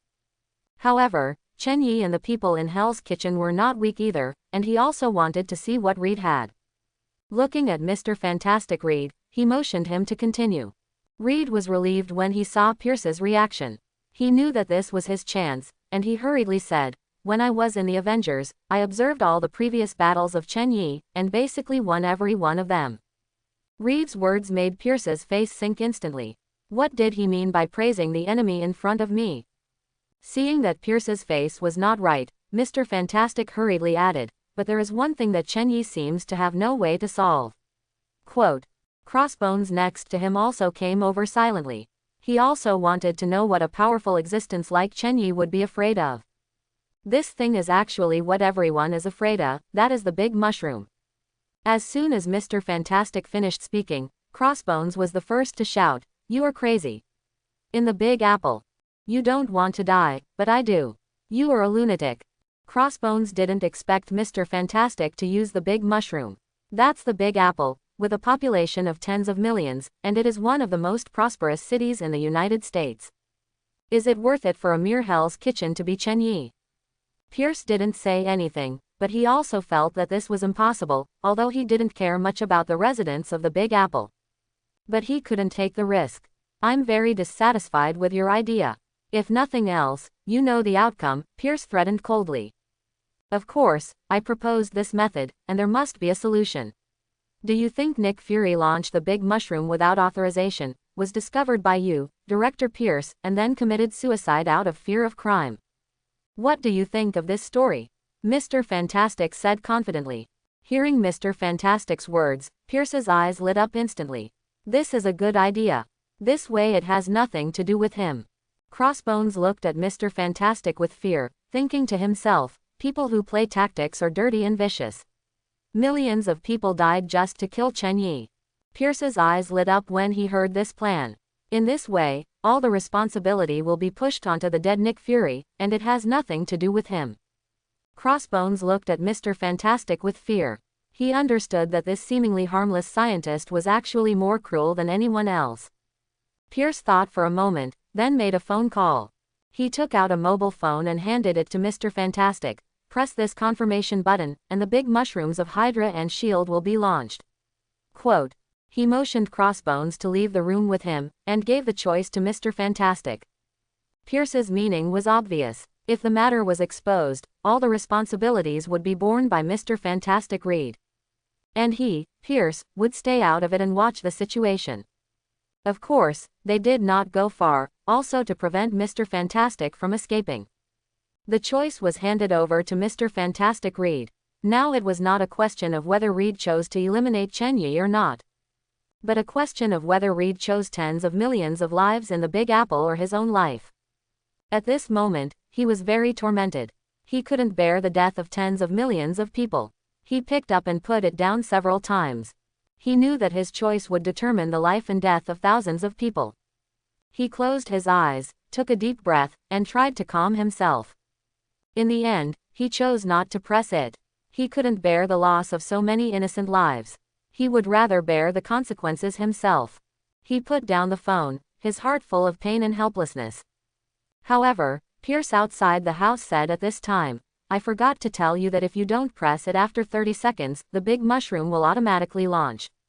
Hearing Pierce's words, Reed was stunned and looked at the phone. Sure enough, the launch command had been automatically launched. Reed opened his eyes suddenly and looked at the phone screen in disbelief. Sure enough, the launch command had begun to count down, and he couldn't stop it. Reed looked at Pierce, his eyes full of anger and despair. He didn't expect that this seemingly gentle man was so vicious. Pierce applauded, "Welcome to join Hydra, Mr. Fantastic." Quote. He hugged Reed, who was still confused, and walked out together. Before leaving, Pierce paused and turned to Crossbones and ordered, "Kill all the soldiers in the house who heard these things."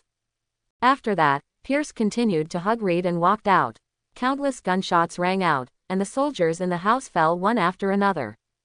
Their lives disappeared under Pierce's conspiracy, and they became victims of Hydra's ambitions. The old man was in trouble, and the old man was in trouble. Hell's Kitchen. "Tony, look here, this used to be a place full of vitality and vigor, but now it has been ruined by the federal government." Chen Yi pointed to the dilapidated streets and buildings around him, his tone full of helplessness and anger. As the helmsman of Stark Industries, shouldn't you contribute to the economic recovery here? Chen Yi held Tony tightly, meaning that it couldn't be more obvious. Don't think about leaving without paying. Tony looked at Chen Yi helplessly, thinking, Chen Yi is really a money grubber. I should have known better not to come. And Chen Yi, do you have some shame? This is Hell's Kitchen, a recognized city sewer. You call a place that sells arms and does illicit business a place full of vitality and vigor. And can you take off the smile on your face when you say that? I don't see any anger. I just see that you are blackmailing me. But Tony was also very surprised that Hell's Kitchen had already dealt with the federal government so quickly.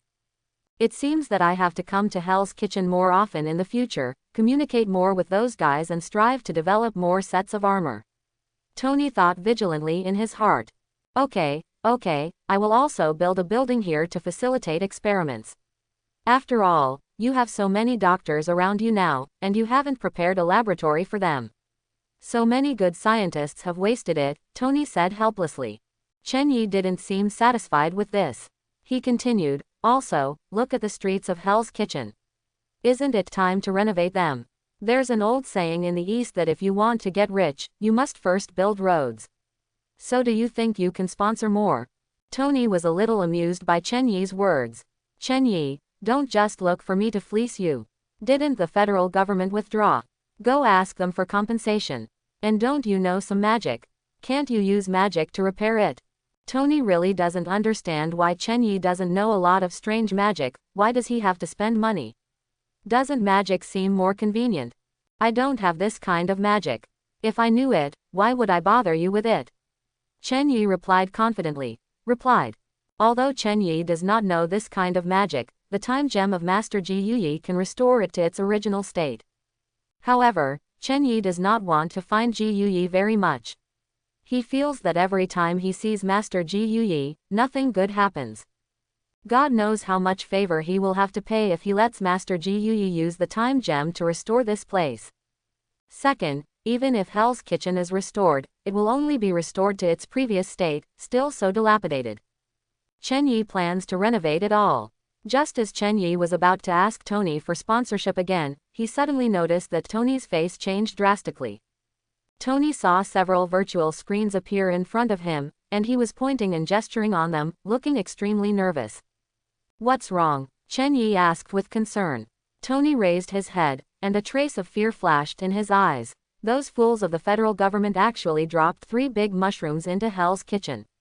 They are going to raise the entire Big Apple to the ground. Quote. Chen Yi was also shocked after hearing this, but he recovered quickly. Sure enough, the federal government will not let them go so easily. This is the second time. The first time, Chen Yi was not sure to deal with the big mushroom. This time, Chen Yi has many ways to deal with it, so he is not worried at all.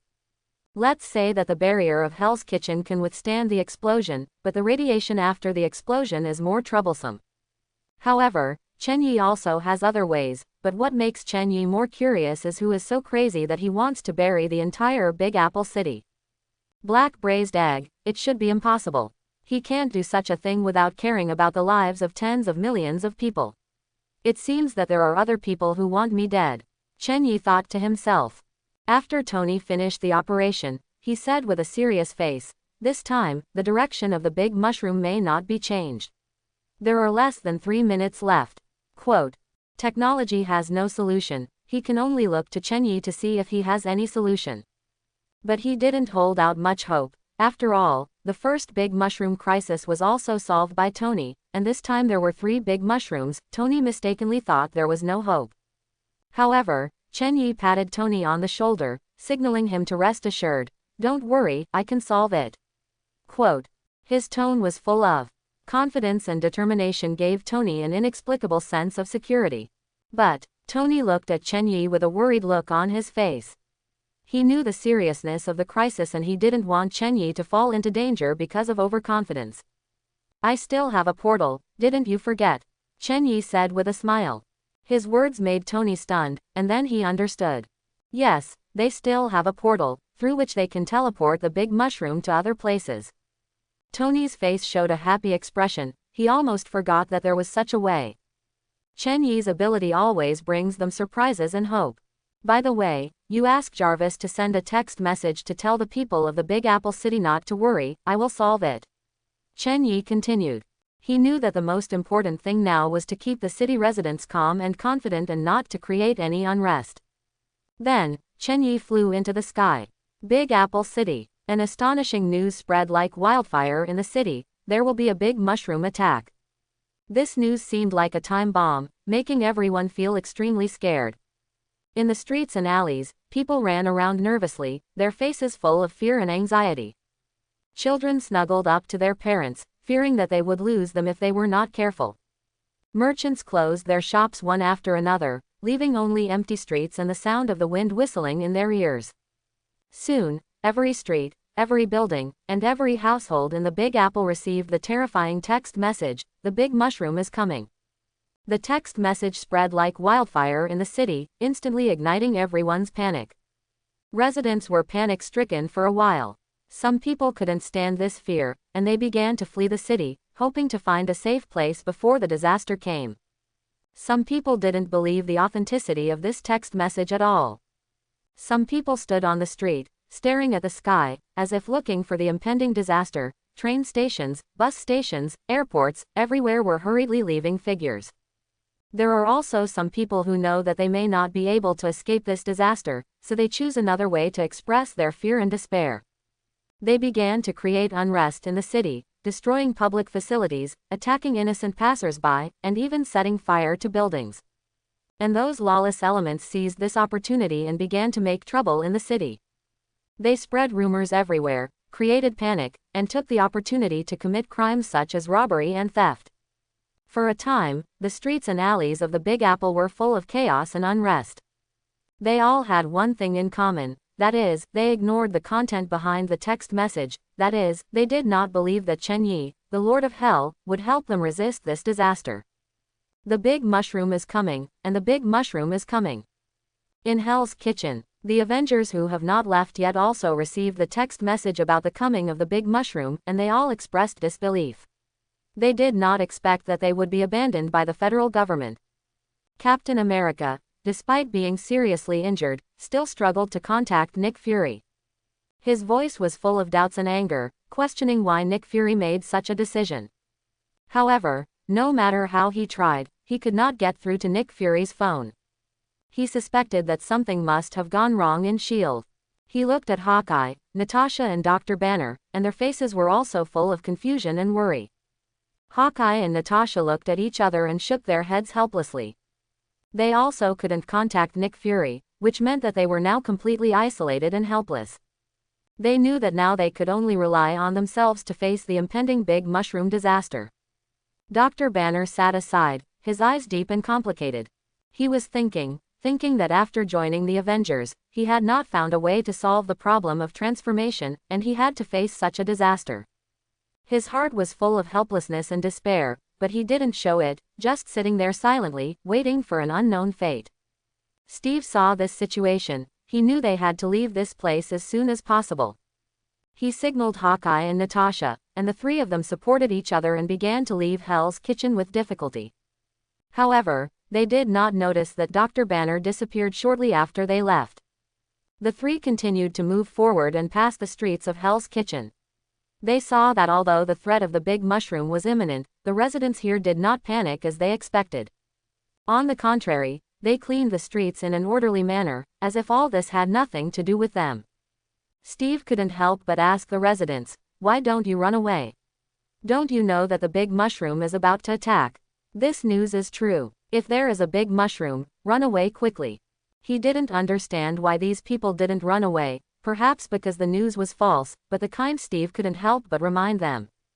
The residents looked up at Steve, recognizing him as an enemy against the Lord of Hell, and just looked at him coldly. If they couldn't beat Steve and his men, they would have gone up to kill them long ago. Seeing that no one paid attention to him, Steve was also embarrassed. There was still an old lady who saw them standing there blocking her street sweeping and couldn't help saying, "Didn't you see the content behind the text message? Young man Chen Yi said it was okay and he would handle it. What are we afraid of?" Steve and the other two were stunned after hearing this. They didn't expect that the residents of Hell's Kitchen believed in Chen Yi so much. That was 3 big mushrooms. Does Chen Yi really have this ability? Maybe Chen Yi just appeased the people and has now escaped by himself. Do you trust Chen Yi so much? This is a big mushroom, why don't you run away? Steve couldn't help but continue to ask. The ant looked at him like an idiot. Run, where can you run to? Besides, I have seen that young man Chen Yi, he will not lie to us, and your federal government has never beaten Chen Yi. Don't we trust Chen Yi, and believe you guys who want to demolish Hell's Kitchen? The ant's words made Steve and Hawkeye fall into silence. They began to reflect on their positions and attitudes, whether they really did something wrong. Perhaps, they should trust Chen Yi more and believe that he can solve this problem. Natasha looked like she wanted to say something but stopped. She actually wanted to say that we should stay in Hell's Kitchen too. It's too late to leave now, but she didn't say it out of fear of hurting Steve's self-esteem. On the streets of Hell's Kitchen where the X-Men and Magneto and others gathered, the tense atmosphere was like a dark cloud over the city. Obviously, they also received the disturbing text message. Gonlishi, whose wounds had been properly bandaged, pounded the ground angrily, and the shaking force made the surrounding buildings seem to tremble. I knew that the federal government had bad intentions. It wanted to get rid of us mutants and Hell's Kitchen together. Gonlishi's words were full of anger and helplessness, and his eyes flashed with fear of the unknown and despair of the future. Logan leaned against the wall, frowning, his eyes full of contemplation. He couldn't think of any way to stop this terrible disaster. Beast Hank seemed relatively calm. He analyzed. Maybe there is some misunderstanding here. As far as I know, Nick Fury can't be so uncalm. Maybe this is not true. Although his words were somewhat comforting, they also reflected his distrust of S.H.I.E.L.D. Jean, who had regained consciousness, volunteered, if the big mushroom comes, let me stop it. It's impossible to really let the big mushroom explode. Her eyes flashed with a firm light, as if she was ready to face everything. However, Cyclops looked at Jean with a worried look.